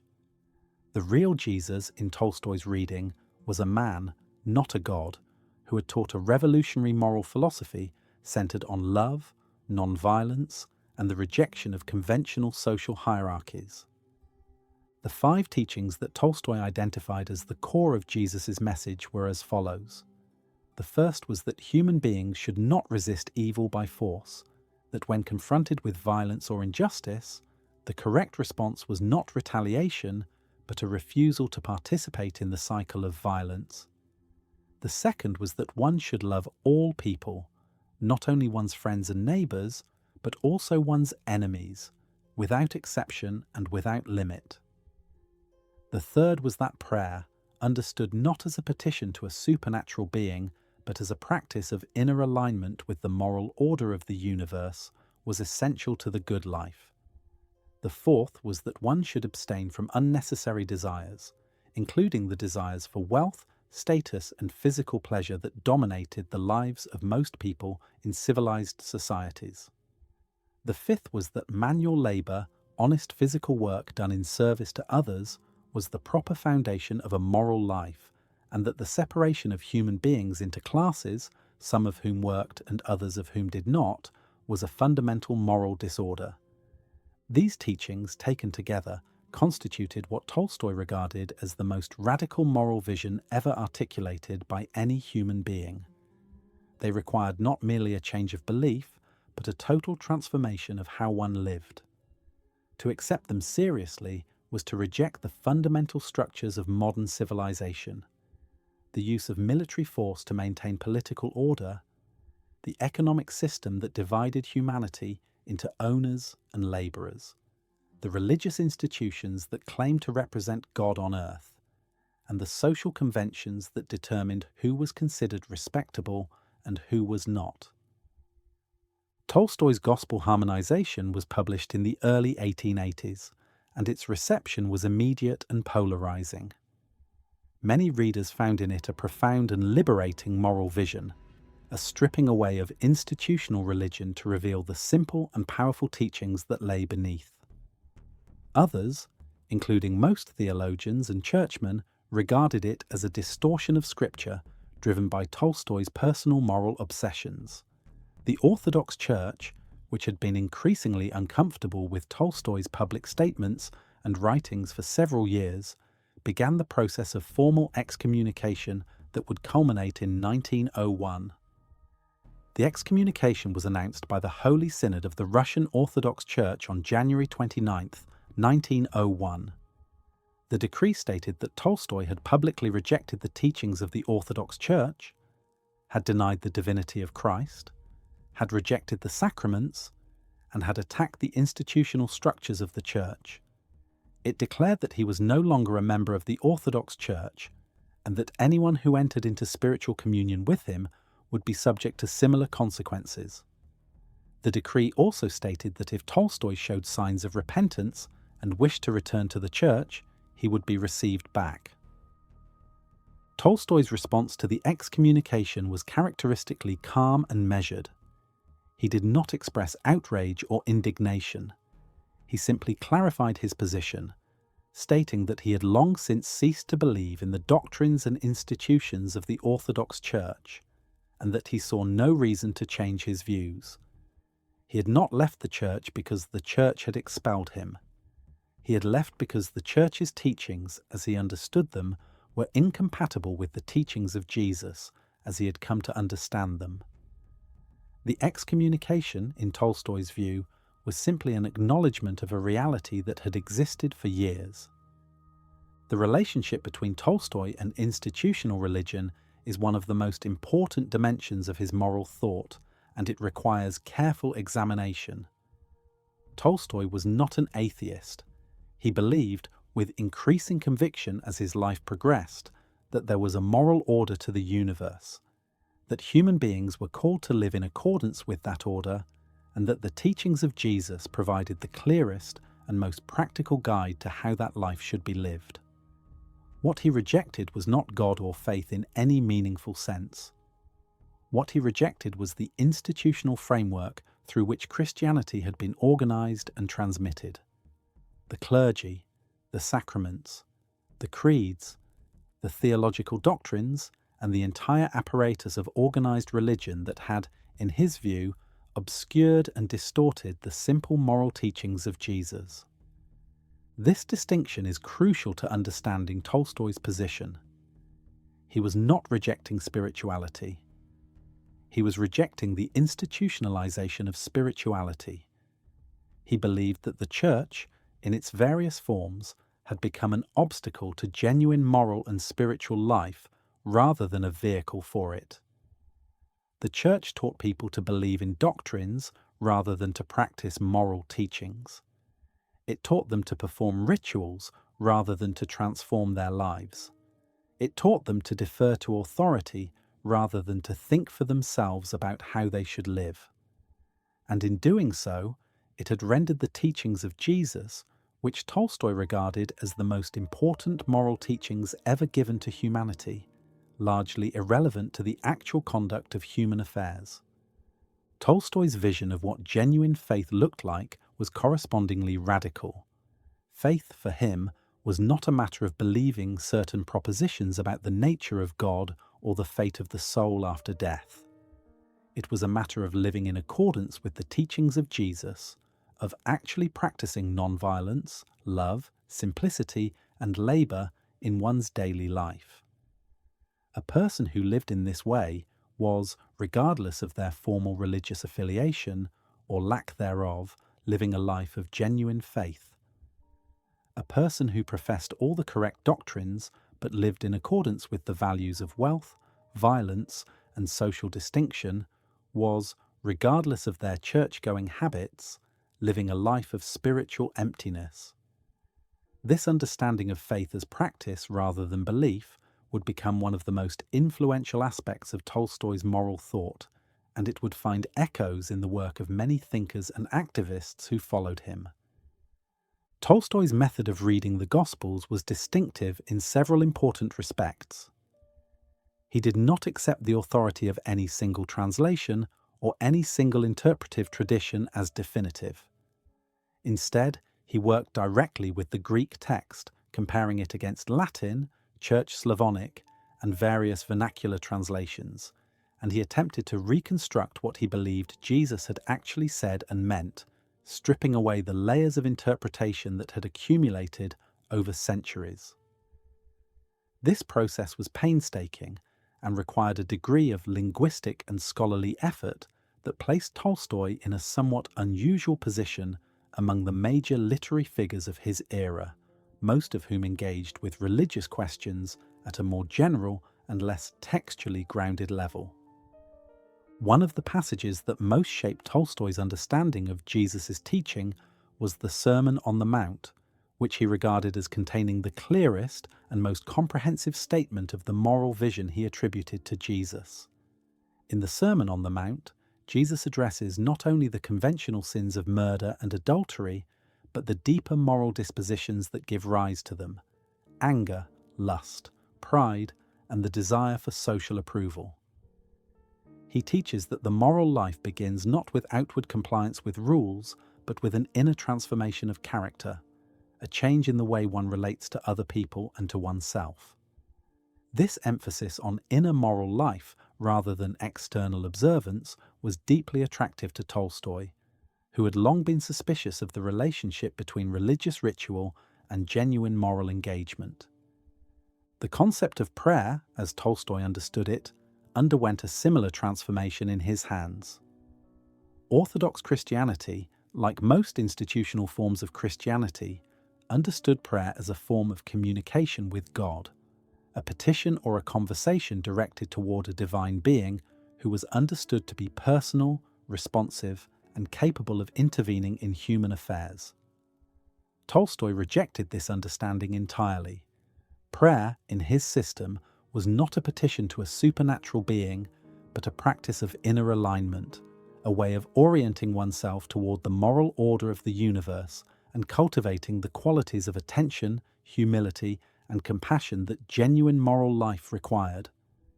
It was, in this sense, closer to meditation or to what later traditions might call mindfulness than to the petitionary prayer that characterized most Christian practice. This redefinition of prayer is significant because it illustrates the broader pattern of Tolstoy's engagement with religious concepts. He did not simply reject the vocabulary of Christianity. He retained it but radically reinterpreted it, stripping the supernatural and the institutional from each concept and replacing them with a moral and practical content. God, in Tolstoy's understanding, was not a personal deity who created the world, governed human affairs, and judged human beings at the end of their lives. God was rather a name for the moral order that pervaded the universe, the principle of love and justice that human beings could align themselves with through the practice of the teachings of Jesus. Faith was not belief in supernatural claims, but commitment to a way of living. Prayer was not communication with a deity, but a practice of moral cultivation. The Church was not the body of Christ on earth, but an institution that had, in Tolstoy's view, betrayed the very teachings it claimed to preserve. The implications of this position for the relationship between morality and religion are far-reaching. Tolstoy was not arguing that morality depended on religion in the conventional sense. He was arguing, rather, that the moral teachings of Jesus were valuable and true regardless of whether one accepted any of the theological claims that the Church had built around them. A person could practice non-resistance, universal love, simplicity, and labour without believing in God, without attending church, and without accepting any of the doctrines of institutional Christianity.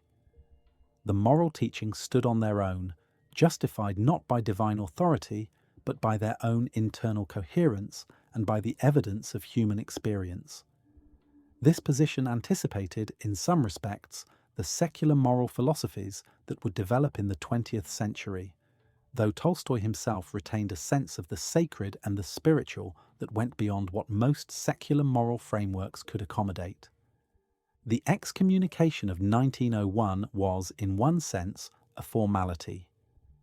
Tolstoy had been living and teaching in ways that contradicted the doctrines of the Orthodox Church for 2 decades before the Holy Synod took formal action.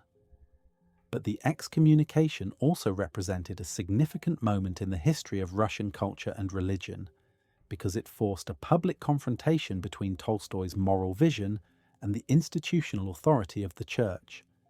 The decree was widely discussed in Russian society, and it brought Tolstoy's views to the attention of a much broader audience than he had previously reached. Ironically, the excommunication may have done more to publicize his teachings than any single work of writing could have done, because it transformed him, in the eyes of many Russians, from a celebrated writer with unusual moral views into a figure of genuine spiritual authority who had been persecuted for his convictions. The foundation of this doctrine was a single passage from the Gospel of Matthew, in which Jesus responds to the question of how one should deal with someone who has wronged you. The conventional response, rooted in the Old Testament tradition of proportional justice, was that one should respond to wrong with an equivalent wrong, an eye for an eye, a tooth for a tooth. Jesus, according to Matthew, taught something radically different. He taught that one should not resist the evil person at all, that one should turn the other cheek, offer one's cloak as well as one's coat, and walk 2 miles when asked to walk 1. Tolstoy took this teaching with absolute literalness and built upon it a comprehensive moral and political philosophy. The moral logic of non-resistance, as Tolstoy understood it, proceeded from a simple premise. Violence begets violence. When one responds to force with force, one does not end the cycle of violence. One perpetuates it. The person who has been wronged retaliates, and the person who has been retaliated against retaliates in turn, and the cycle continues without end. War, in this analysis, is not a solution to conflict. It is the continuation of conflict by other means, and it generates new grievances, new hatreds, and new occasions for violence with every round. The only way to break the cycle is to refuse to participate in it, to absorb the blow without striking back, and to respond to violence with something other than violence. This was not, Tolstoy insisted, a doctrine of passivity or indifference to injustice. Non-resistance did not mean accepting wrongdoing without protest or failing to speak the truth about what was being done. It meant refusing to respond to wrongdoing with physical force. One could still resist injustice through speech, through moral example, through the withdrawal of cooperation, and through the patient, persistent application of moral pressure. But one could not resist it with guns, with armies, with prisons, or with any other instrument of coercion. To do so was to become oneself a participant in the very evil one was claiming to oppose. Tolstoy applied this doctrine with extraordinary consistency and with a willingness to follow it to conclusions that most people found deeply uncomfortable. He condemned the Russian state for maintaining its authority through military force and through the threat of imprisonment and execution. He condemned the Orthodox Church for relying on the state to enforce its privileges and to suppress dissent. He condemned war in all its forms, including wars that were fought, as their proponents claimed, in defense of liberty, justice, or national survival. He condemned patriotism itself, arguing that the love of one's own nation above all others was a moral vice that encouraged precisely the kind of tribal thinking that led to war and violence. His critique of war was particularly sharp and unsparing. Tolstoy had seen war firsthand, in Chechnya and in Crimea, and his experience had left him with a visceral understanding of what war actually was, stripped of the rhetoric of glory and sacrifice that surrounded it. War, he argued, was not heroic. It was organized murder, conducted on a massive scale, justified by ideologies that bore no relationship to the actual experience of the men who fought and died. The soldiers who went into battle were not, for the most part, motivated by patriotism or by a genuine belief in the justice of their cause. They were motivated by fear, by social pressure, by the threat of punishment for disobedience, and by the same herd instinct that drove animals to move in packs. The officers who commanded them were, in many cases, no better informed about the strategic situation than the men they led, and the generals who directed the campaigns were often working with information so incomplete and so unreliable that their decisions were little more than educated guesses. Tolstoy's critique extended to the economic and social structures that made war possible. He argued that war was sustained not only by the military establishments of nation-states, but by the entire economic order of industrial civilization. The wealth that funded armies, the nationalism that justified their existence, the social hierarchies that provided officers and soldiers, all of these were products of a system that Tolstoy regarded as fundamentally disordered. To end war, it was not sufficient to negotiate treaties or establish international arbitration. It was necessary to transform the moral and economic foundations of human society, to create a world in which the impulse toward violence had been replaced by a commitment to mutual aid, simplicity, and the rejection of the competitive individualism that drove nations as well as individuals to conflict. The influence of Tolstoy's doctrine of non-resistance on the history of the 20th century cannot be overstated. The two most consequential nonviolent movements of the modern era, the Indian independence movement led by Mahatma Gandhi and the American civil rights movement led by Martin Luther King Jr., were both profoundly shaped by Tolstoy's moral teaching. Gandhi acknowledged his debt to Tolstoy explicitly and repeatedly. The two men corresponded directly, beginning in 1908, when Gandhi, then living in South Africa, and already engaged in non-violent resistance against the racial discrimination practiced by the British colonial government, wrote to Tolstoy seeking his views on the moral justification of non-violence. Tolstoy responded at length, and the correspondence continued until Tolstoy's death in 1910. Gandhi described Tolstoy's teachings as among the most important influences on his moral and political thinking, and the concept of satyagraha, which Gandhi used to describe his method of nonviolent resistance, drew directly on Tolstoy's understanding of the moral power of refusing to participate in violence. Martin Luther King Jr. also acknowledged Tolstoy's influence, though his engagement with Tolstoy's thought was mediated to a significant degree by his engagement with Gandhi's practice. King read Tolstoy during his theological education and found in his teachings a moral framework that complemented the Christian tradition in which King had been raised.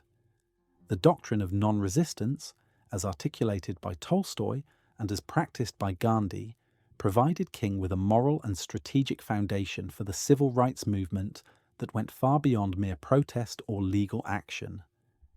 It offered a way of confronting injustice that was, in King's view, both morally superior to violence and practically more effective in achieving lasting change. The relationship between non-resistance and pacifism is an important distinction that is often confused. Pacifism, in its most common usage, refers to an opposition to war and violence based on a belief that these things are inherently wrong.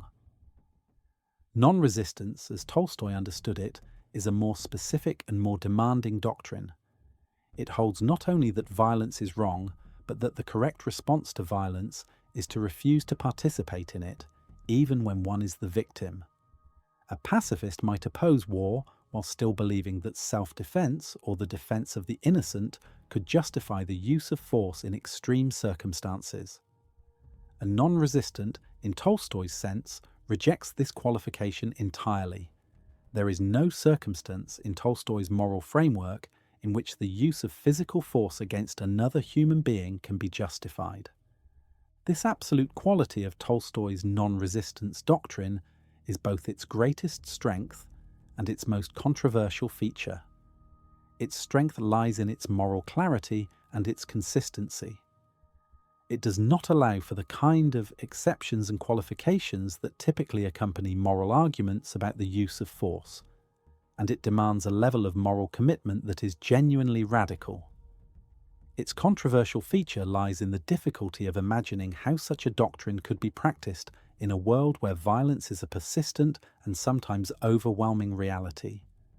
Tolstoy was aware of this difficulty, and he addressed it by arguing that the moral obligation to practice non-resistance did not depend on its immediate practical effectiveness. The duty to refuse to kill was, for Tolstoy, an absolute moral duty, and it was incumbent upon each individual to practice it regardless of the consequences, just as one would be obligated to refrain from murder regardless of whether the person one might murder deserved to die. Tolstoy's critique of patriotism deserves particular attention because it represents one of the most uncomfortable and least popular aspects of his moral thought. He argued that patriotism, the love of one's own nation above all others, was not a virtue but a moral vice, and that it was one of the primary forces that made war possible. Patriotism, in Tolstoy's analysis, worked by encouraging people to regard the interest of their own nation as inherently more important than the interests of other nations, and to be willing to kill and die in defense of those interests. It created a moral framework in which violence against foreigners was not only permissible but honourable, and in which the refusal to participate in war was regarded as a form of cowardice or betrayal rather than as a moral act. This critique was radical even by the standards of Tolstoy's own time, and it has remained deeply unpopular in most societies.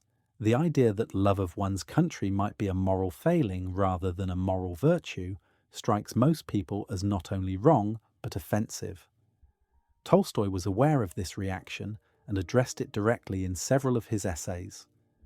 He distinguished between love of the land, of the people, and of the culture in which one had been raised, and what he called patriotism in the political sense, the loyalty to a state and its military ambitions that was cultivated and exploited by governments for their own purposes. The first kind of attachment was natural and harmless. The second was dangerous and morally corrupting because it provided the emotional fuel that made war possible. The relationship between individual non-resistance and collective action is one of the most challenging aspects of Tolstoy's moral thought, and it is one on which he was sometimes less clear than on other aspects of his teaching. If individual human beings are morally obligated to refuse to participate in violence, what does this imply for the social and political structures that depend on violence for their maintenance? Tolstoy's answer was that the individual's obligation was clear and absolute. One must refuse to kill, refuse to serve in armies, refuse to pay taxes that funded military expenditure, and refuse to participate in any other activity that contributed to the cycle of violence. The consequences of this refusal for the existing social order were, in Tolstoy's view, a separate and secondary question. The moral duty came first, and the social and political implications followed from it. This position places an enormous burden on the individual and relatively little on the collective. It asks each person to make a moral choice that may cost them their freedom, their livelihood, or even their life, without guaranteeing that the choice will produce any immediate political or social change. Tolstoy was aware of this difficulty and did not pretend otherwise. He argued, however, that the moral duty to refuse to participate in violence was not conditional on its likely effectiveness. A person who refused to kill was doing the right thing regardless of whether their refusal changed anything about the political situation. The moral obligation was rooted not in consequentialist calculation, but in a conviction about the nature of right action itself, a conviction that certain things were simply wrong, regardless of the consequences of refusing to do them.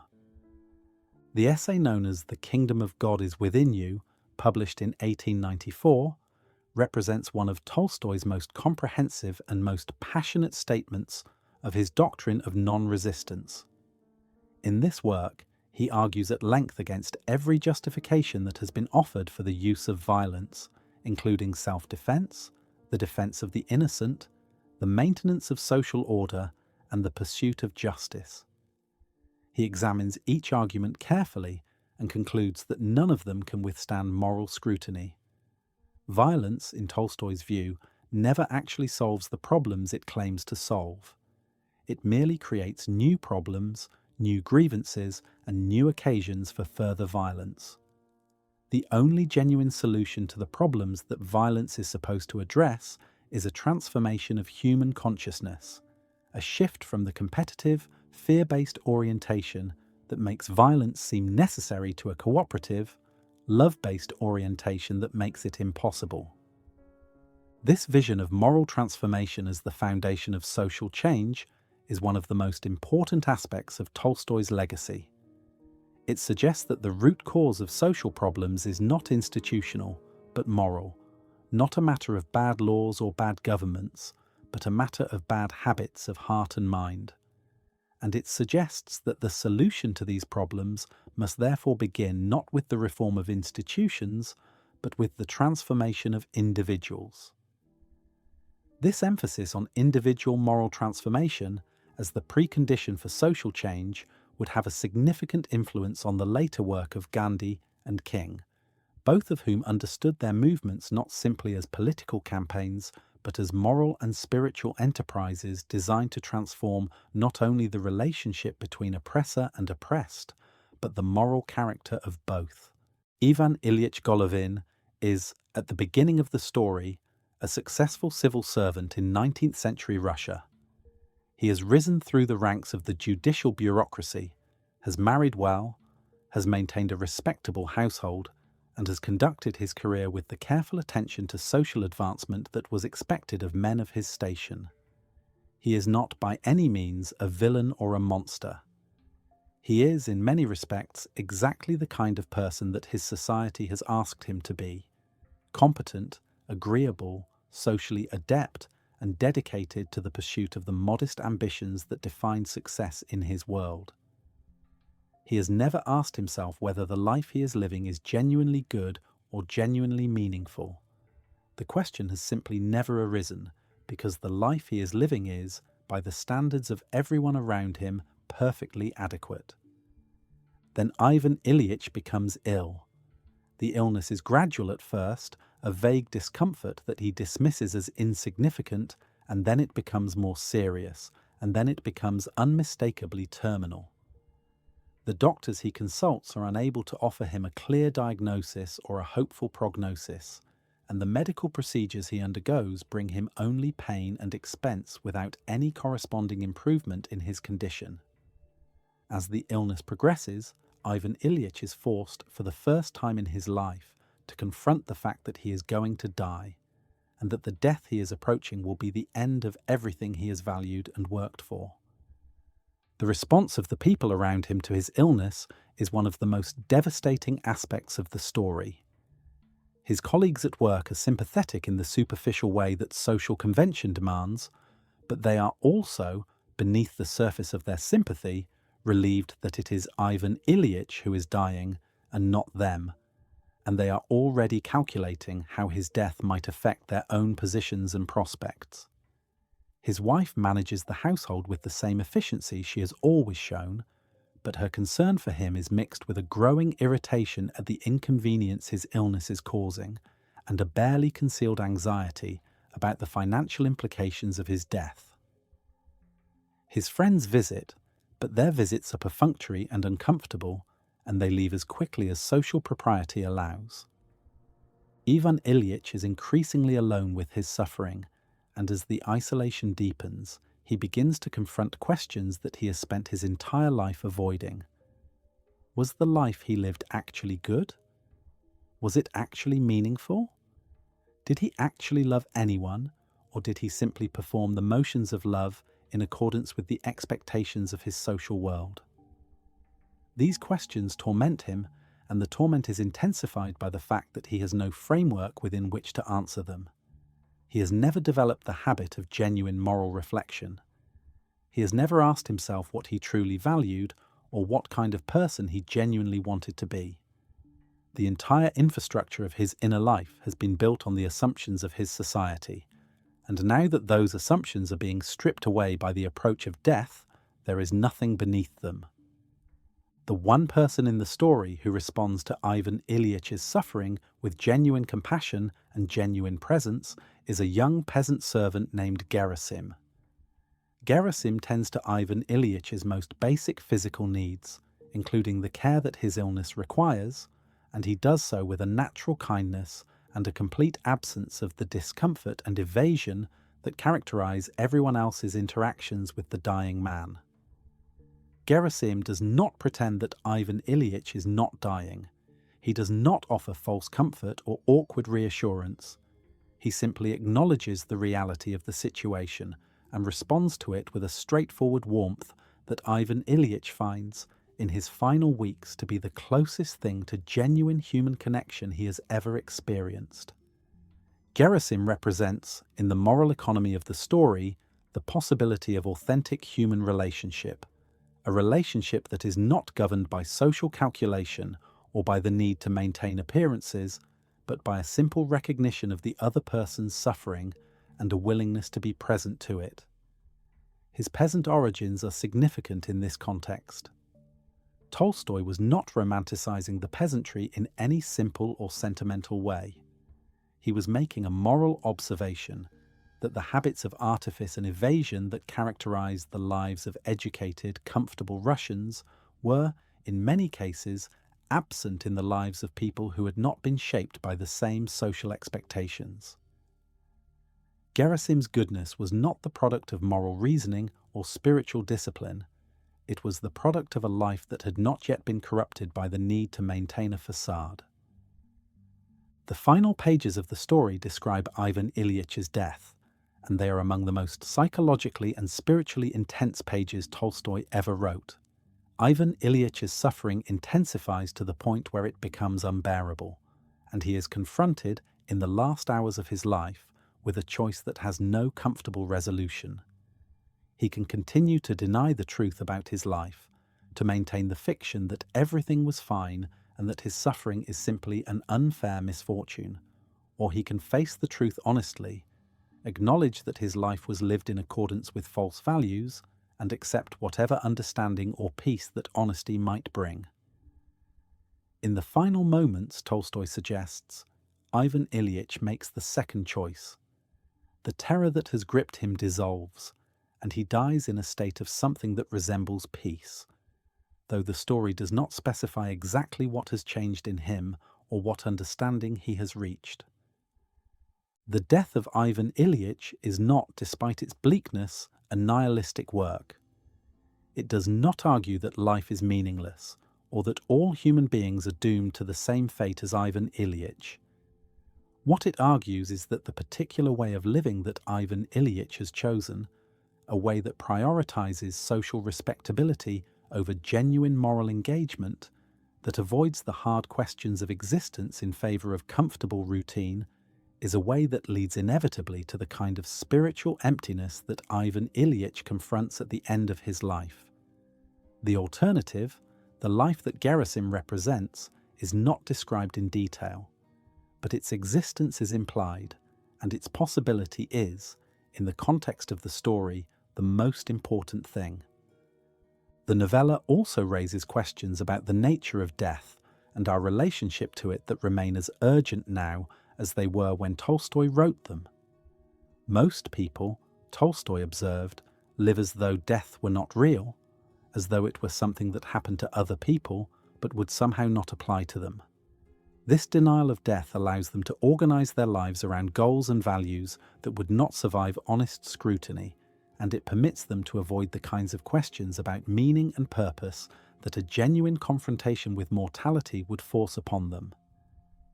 Ivan Ilyich's tragedy is not that he died, but that he lived for decades without ever truly facing the fact that he was going to die, and that this failure to face the truth cost him the possibility of a life that was genuinely his own. The social world that Ivan Ilyich inhabits is depicted with a precision and a quiet cruelty that reveals Tolstoy's deep understanding of how institutions and conventions shape human behavior. The judicial bureaucracy in which Ivan Ilyich has built his career is a world governed entirely by appearances, by the maintenance of a surface of competence and propriety that conceals whatever lies beneath it. Ivan Ilyich has mastered the art of living on this surface. He knows how to conduct himself at dinner parties, how to manage his superiors, how to present himself as a man of cultivated taste and reliable professional judgment. But the surface has become, over the course of decades, indistinguishable from the substance of his life. There is nothing beneath it, no inner world of genuine conviction or authentic feeling, and when the illness strips the surface away, there is nothing left to sustain him. The psychology of denial that Tolstoy depicts in Ivan Ilyich is one that he believed was not peculiar to any individual, but was rather a structural feature of the way civilized societies organized human experience. The awareness of death was, in Tolstoy's view, one of the most important and most fertile sources of genuine moral reflection, and the suppression of that awareness, the collective agreement to pretend that death was not real or not relevant, was one of the most dangerous forms of self-deception that societies practiced. Ivan Ilyich's society did not simply fail to help him confront his death, it actively prevented him from doing so, by surrounding him with people who were themselves unable or unwilling to face the reality of mortality, and by providing him with social rituals and expectations that made honest engagement with his situation impossible. Gerasim's significance in the story extends beyond the simple act of physical care. He represents a mode of human relationship that is fundamentally different from anything else even Ilyich has experienced. A relationship that is characterized by honesty, by the absence of pretense, and by a genuine recognition of the other person as a human being rather than as a social role to be managed. Gerasim does not treat Ivan Ilyich as a dying man who must be comforted or as a master who must be served. He treats him as a person who is suffering, and he responds to that suffering with a directness and a warmth that cuts through the layers of social artifice that have surrounded Ivan Ilyich throughout his life. The philosophical significance of Gerasim's goodness is that it appears to be effortless, not the product of moral struggle or spiritual discipline, but simply a natural expression of his character. This quality is important to Tolstoy because it suggests that the moral corruption that Ivan Ilyich has undergone is not inevitable, that human beings are not condemned by nature to the kind of evasion and self-deception that characterizes civilized life. Gerasim has not been educated in the manner that Ivan Ilyich has been educated, and the education that Ivan Ilyich has received has not made him wiser or more morally aware. It has made him more sophisticated in his ability to maintain appearances, but it has not given him any genuine capacity for moral engagement with the world. The implication is that the education and the social formation that civilized societies provide to their members may be not merely neutral with respect to moral life, but actively harmful to it. The question of authenticity that the story raises is one that would become central to 20th century philosophy and literature. What does it mean to live an authentic life, a life that is genuinely one's own rather than a life that is lived in accordance with the expectations and conventions of one's social world? Ivan Ilyich has never asked this question, and the story suggests that the reason he has never asked it is that his society has provided him with no occasion or no encouragement to do so. The life he has lived is, by the standards of his world, perfectly successful, and the standards of his world have never been seriously challenged. It is only the approach of death, which no social convention can prevent or explain away, that finally forces him to confront the question of whether his life has been genuinely his own. The final transformation that Ivan Ilyich undergoes in the last hours of his life is one of the most debated passages in Russian literature. Tolstoy suggests that something changes in Ivan Ilyich, some barrier is broken, some truth is finally confronted, and that this confrontation brings him a peace that he has never previously known. But the story does not specify what this truth is or how exactly Ivan Ilyich arrives at it. The ambiguity is deliberate. Tolstoy was not interested in providing a neat moral or spiritual resolution to the story. He was interested in showing that the possibility of genuine confrontation with the truth existed, and that even a life as thoroughly evasive as Ivan Ilyich's could, at the very end, be redeemed by an act of honesty that had been postponed for decades. The foundation of Tolstoy's Christian anarchism was the conviction that the structures of modern civilization were, at their root, incompatible with the moral teachings of Jesus. The state maintained its authority through force, and force was morally impermissible. The economic system divided humanity into owners and laborers, and this division was morally unjust. The Church claimed to represent God on earth, but had, in Tolstoy's view, betrayed the teachings of the man it claimed to follow. The aristocracy enjoyed wealth and privilege that depended on the exploitation of others. Every one of these institutions, taken individually and taken together, violated the principles that Tolstoy had identified as the core of Jesus' moral teaching: non-resistance, universal love, simplicity, and the dignity of labor. Tolstoy's critique of the state was perhaps the most radical element of his thought. He argued that the state, in any form, was a moral evil, because its fundamental purpose was to maintain social order through the threat or the actuality of physical force. Laws were enforced by the threat of imprisonment or punishment. Armies were maintained to defend the state against other states or to extend its territory. Taxation was, in the final analysis, a form of coercion, because those who refused to pay were threatened with legal consequences. Every interaction between the individual and the state rested, at its foundation, on the possibility that the state would use force against those who did not comply with its demands. And force, in Tolstoy's moral framework, was never justified. This did not mean that Tolstoy advocated for revolution or for the violent overthrow of existing governments.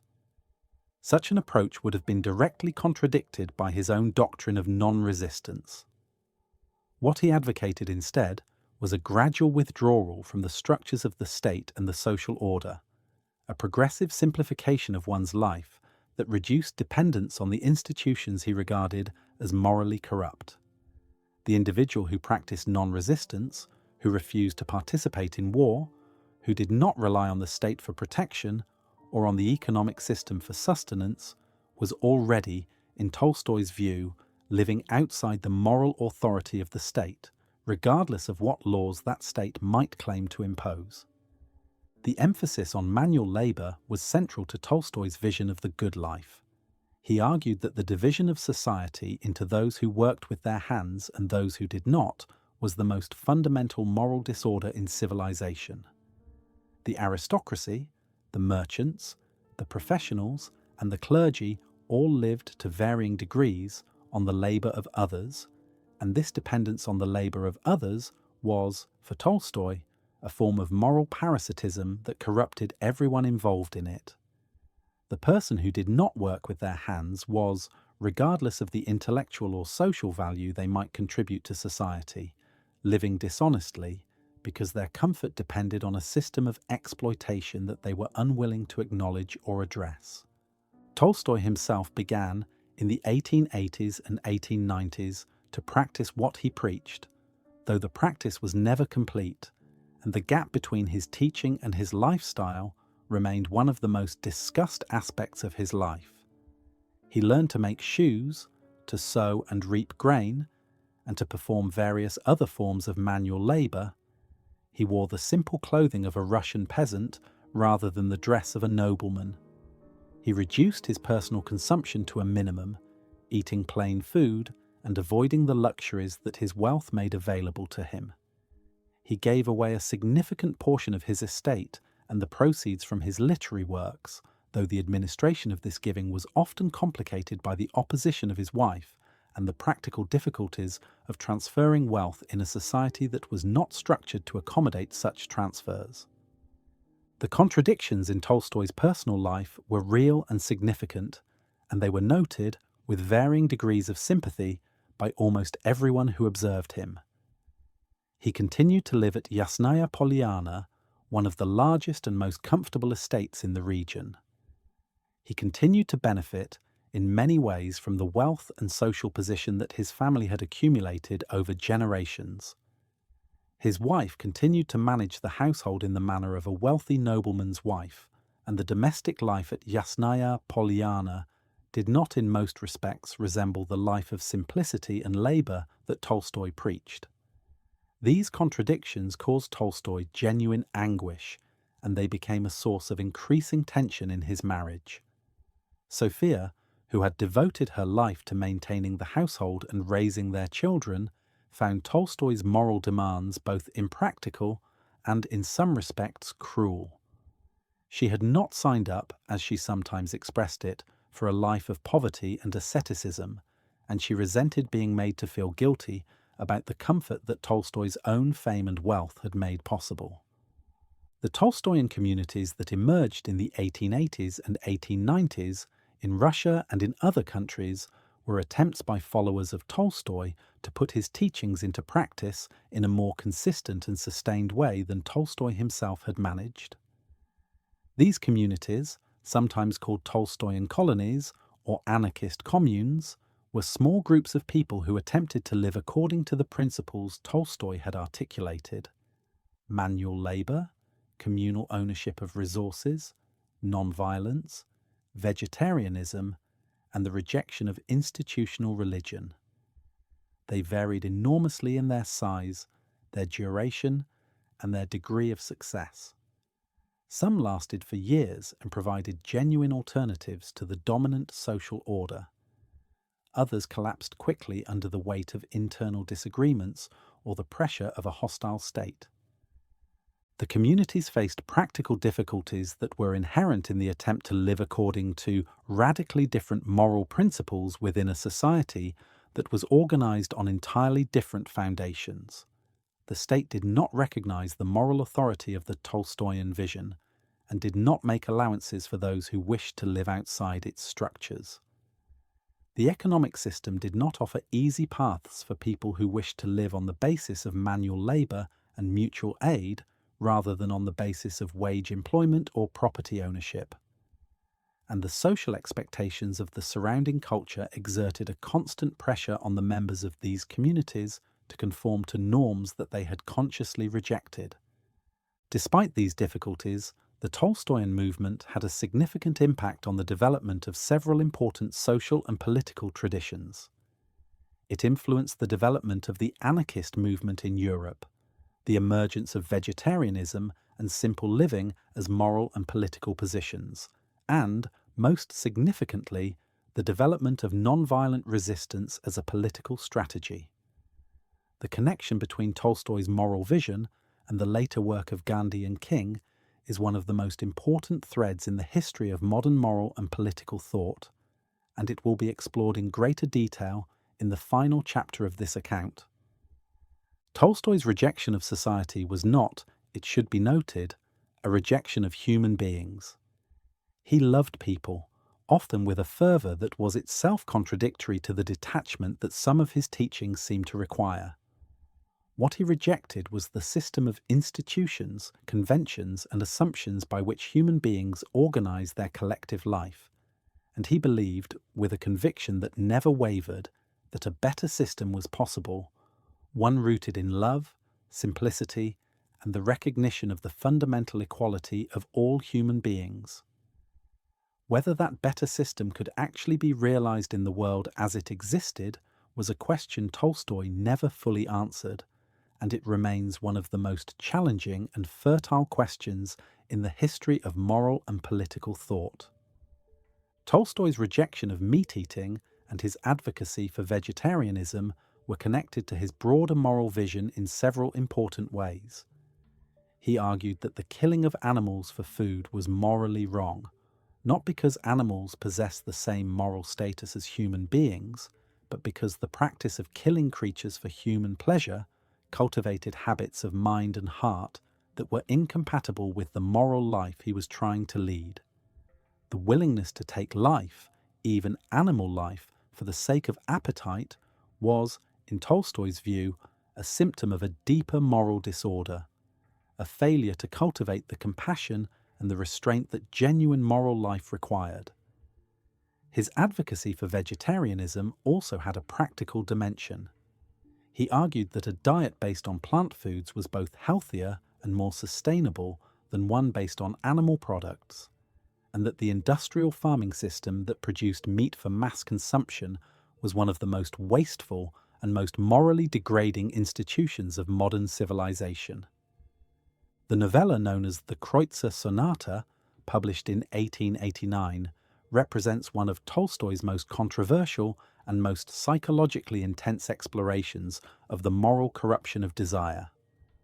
The story is told by a man named Poznishev, who murders his wife out of jealousy, and then, during his journey home after the trial, delivers a sustained and passionate monologue about the nature of sexual desire, the corruption of marriage by social convention, and the destruction that results when physical appetite becomes the governing principle of a relationship between two human beings. The Kreutzer Sonata is not a comfortable work. Poznishev's views on sexuality are extreme even by the standards of Tolstoy's other writings, and they reflect a period in Tolstoy's thought when his critique of desire had reached its most radical expression. He argues that sexual intercourse, even within marriage, is a form of moral corruption, that the institution of marriage as it was practiced in his society was nothing more than a legalized form of prostitution, and that the only genuine solution to the problems created by sexual desire was complete celibacy. These views caused a scandal when the novella was published, and the Russian censors initially banned it, though it was eventually published in a slightly modified form. The relationship between Tolstoy's moral teachings and his personal life was nowhere more strained than in the area of sexuality and marriage. Tolstoy preached celibacy and the rejection of physical desire, but he and Sophia continued to have children well into the 1880s, and the tension between his public moral pronouncements and his private life was a source of embarrassment and pain for both of them. Sophia, who had devoted her youth and her energy to bearing and raising Tolstoy's children, found his condemnation of the sexual life of marriage deeply hurtful, and the conflict between them over this and other issues contributed to the deterioration of their relationship in the later years of their marriage. The moral logic of property and ownership was another dimension of Tolstoy's critique of civilized life that he examined with characteristic thoroughness. He argued that the institution of private property was, like the institution of the state, fundamentally dependent on the threat of force. Property rights were enforced by laws, and laws were enforced by the threat of imprisonment or punishment.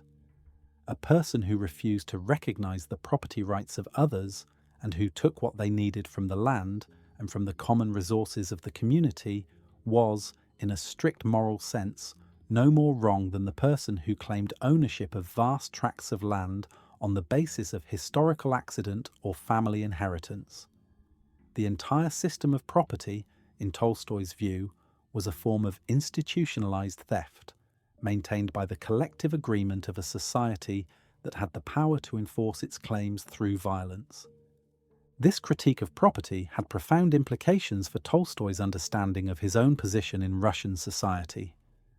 As a landowner, he participated directly in a system that he had come to regard as morally indefensible. The wealth that sustained his comfort, the land that bore his family's name, the serfs who had worked that land before the abolition of serfdom, and the peasant labourers who continued to work it afterward, all of these were part of a structure that Tolstoy's own moral teachings condemned.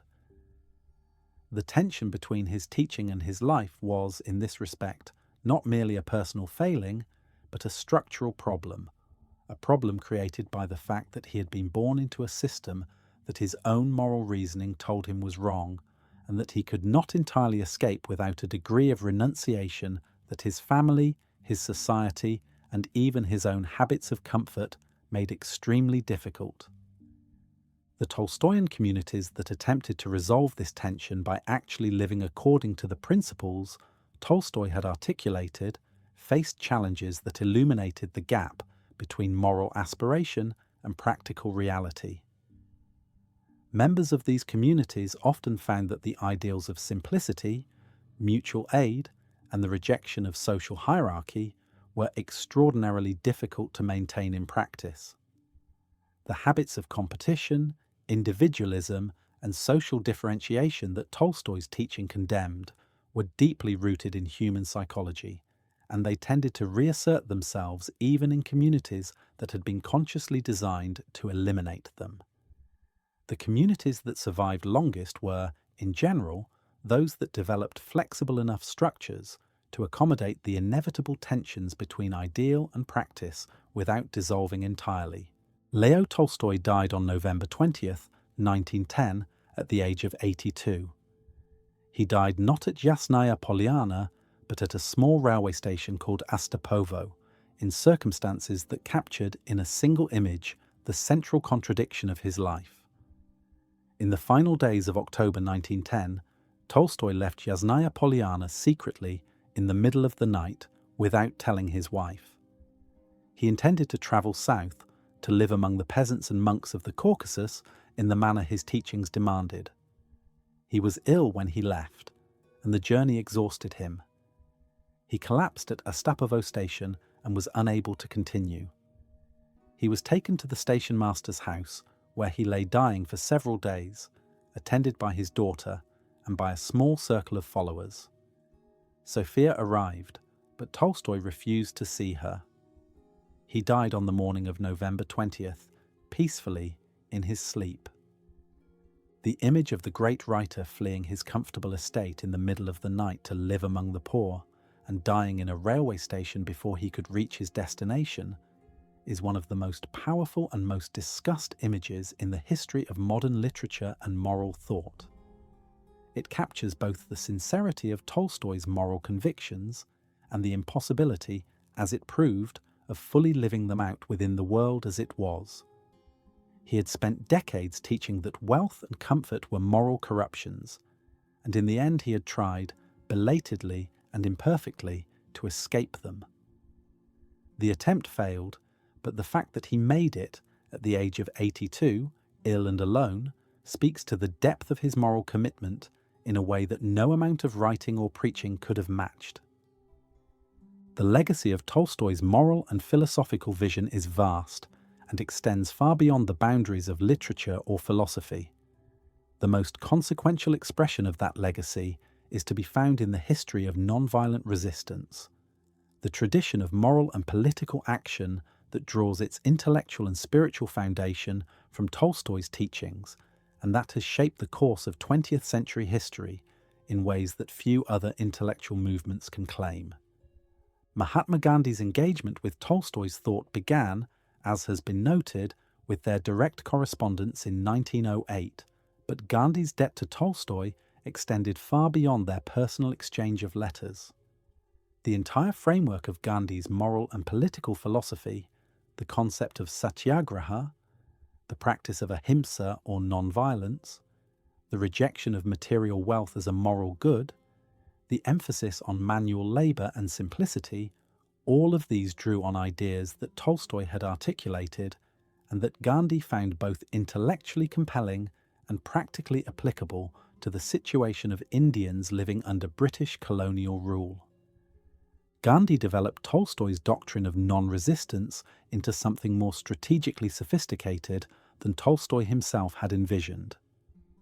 Where Tolstoy had presented non-resistance primarily as a moral obligation, something that individuals were bound to practice regardless of its political consequences, Gandhi understood it also as a political strategy, a way of confronting unjust power that was, under the right conditions, more effective than violence. Gandhi's campaigns of civil disobedience, the Salt March of 1930, the boycott of British goods, the various movements of passive resistance that characterized the Indian independence struggle, were all rooted in the moral logic that Tolstoy had articulated, but were also shaped by Gandhi's own understanding of how power worked and how it could be challenged without resort to force. The relationship between Tolstoy and Gandhi was not without its complexities. Gandhi admired Tolstoy enormously, but he also recognized limitations in Tolstoy's vision that his own experience had taught him to see. Tolstoy's moral teachings, Gandhi believed, were sound in their fundamental principles, but were sometimes too absolute in their application. Tolstoy's rejection of all forms of state authority, for example, struck Gandhi as impractical in the context of a world in which nation-states were the primary units of political organization. Gandhi sought independence for India, which meant ultimately the creation of a new state, and this goal was not entirely compatible with Tolstoy's vision of a world without states. But the moral foundation, the conviction that non-violence was both right and effective, remained the ground on which Gandhi built his entire political career. Martin Luther King Jr.'s engagement with Tolstoy's legacy was mediated to a significant degree by Gandhi's example, but it was not limited to it. King read Tolstoy during his years of theological education at Boston University, and he found in Tolstoy's writings a moral vision that complemented the Christian tradition in which he had been raised. The doctrine of non-resistance, as articulated by Tolstoy and as demonstrated by Gandhi, provided King with a framework for understanding the civil rights movement that went beyond mere protest or legal action. It offered a way of confronting the deeply entrenched racism of American society that was morally superior to violence and that could, King believed, win not only legal victories but genuine moral transformation. King's famous Letter from Birmingham Jail, written in 1963, contains passages that echo Tolstoy's moral reasoning with striking directness. King's insistence that the moral obligation to resist injustice does not depend on the immediate prospects for success. His argument that the method of resistance is as important as the goal it seeks to achieve, and his conviction that love, even in the face of hatred, is both a moral imperative and a practical strategy, all of these positions have their roots, in part, in the tradition of thought that Tolstoy inaugurated. The global nonviolence movement that extends from Tolstoy through Gandhi and King to the present day encompasses a wide range of organizations, campaigns, and traditions. It includes the peace movements that emerged after both world wars, the environmental movements that have used nonviolent civil disobedience as a primary tactic, the various liberation movements in the developing world that have drawn on Gandhian methods, and the growing body of scholarship and practice that has sought to develop nonviolence as a comprehensive approach to conflict resolution and social change. In all of these movements, Tolstoy's original moral insight that violence is not only wrong but counterproductive, and that the refusal to participate in violence is both a moral duty and a practical strategy remains a foundational element. Tolstoy's influence on literature and moral thought extends well beyond the nonviolence movement. His novels remain among the most widely read and most deeply admired works of fiction in the world, and his impact on the development of the novel as a literary form has been immense.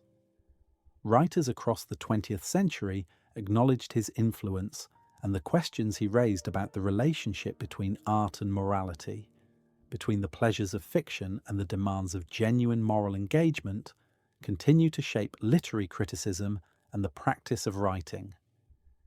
His influence on moral philosophy has been significant as well, though it has been less direct and less easily quantified than his influence on the nonviolence movement.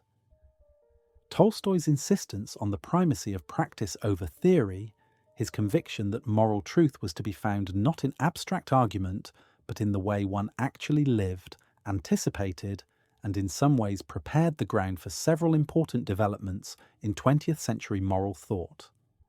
The emphasis on virtue and character that has characterized much of contemporary moral philosophy, the growing interest in the relationship between moral belief and moral action, and the sustained attention to the question of how philosophical arguments can be translated into lived practice. All of these share something of Tolstoy's basic orientation toward moral life. The criticisms of Tolstoy, and they are substantial, deserve honest acknowledgement. The most persistent and most damaging criticism concerns the gap between his teachings and his life. Tolstoy preached simplicity, poverty, and the rejection of wealth, but he lived, for most of his life, in considerable comfort on a vast estate.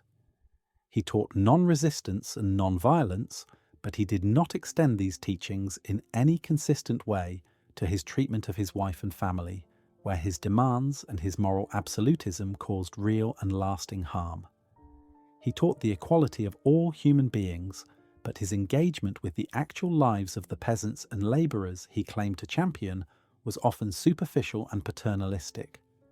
These contradictions are real, and they cannot be explained away by appeals to the difficulty of living out radical moral convictions in an imperfect world.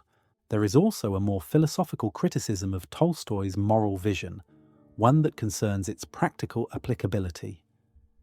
The doctrine of non-resistance, taken in its absolute form, seems to many thinkers to be incompatible with the realities of a world in which violence is a persistent and sometimes overwhelming force. The question of how a society organized on the principles of non-violence would defend itself against an aggressor who was willing to use force, or how an individual would protect the innocent from a violent attacker, are questions that Tolstoy's moral framework does not answer in a way that most people find satisfactory. Gandhi and King both found ways to adapt Tolstoy's teachings to the specific political contexts in which they operated, and their adaptations were, in many respects, more practically useful than Tolstoy's original formulation. But the tension between the absolute moral demands of non-resistance and the messy, violent realities of the actual world remains one of the most challenging problems in moral and political philosophy. And yet, despite these criticisms, Tolstoy's moral vision retains a power and an urgency that have not diminished with the passage of time. The questions he asked, how should we live? What is the relationship between comfort and moral integrity? How can human beings confront the fact of death without evasion? What does it mean to love another person genuinely rather than merely performing the social role of love? These questions are as alive and as pressing now as they were when Tolstoy first began to articulate them. The answers he proposed were radical, uncomfortable, and in many cases impractical as guides to daily life. But the questions themselves, and the moral seriousness with which he confronted them, remain a challenge to anyone who wishes to think honestly about what it means to be a human being in the world. Tolstoy spent his final years at Yasnaya Polyana, writing prolifically and receiving visitors from around the world who came to see the man whose moral vision had become one of the most discussed and most debated in modern history. He continued to work on his writings until very close to the end of his life, and his output during these years was enormous, encompassing essays, stories, letters, and philosophical reflections that addressed every aspect of the moral and social questions that consumed him. He remained, to the end, a figure of extraordinary intellectual energy and moral intensity, someone who demanded of himself and of the world a standard of moral seriousness that few could match and that even fewer could sustain. The estate at Yasnaya Polyana still exists. It is now a museum and a cultural centre, maintained by the Russian government and visited each year by thousands of people who come to see the house where one of the greatest writers and one of the most consequential moral thinkers of the modern era lived and worked. The house itself is quiet, as Tolstoy would have wished. The rooms are simply furnished. The garden stretches out toward the birch trees and the fields beyond. It is a place that feels, even now, like a place where serious questions were asked and where, at least some of the time, serious answers were sought. Tolstoy's moral revolution did not succeed, in the sense that the world did not adopt the way of life he prescribed. The states he condemned continue to exist. The economic systems he criticized continue to operate. The wars he denounced continue to be fought.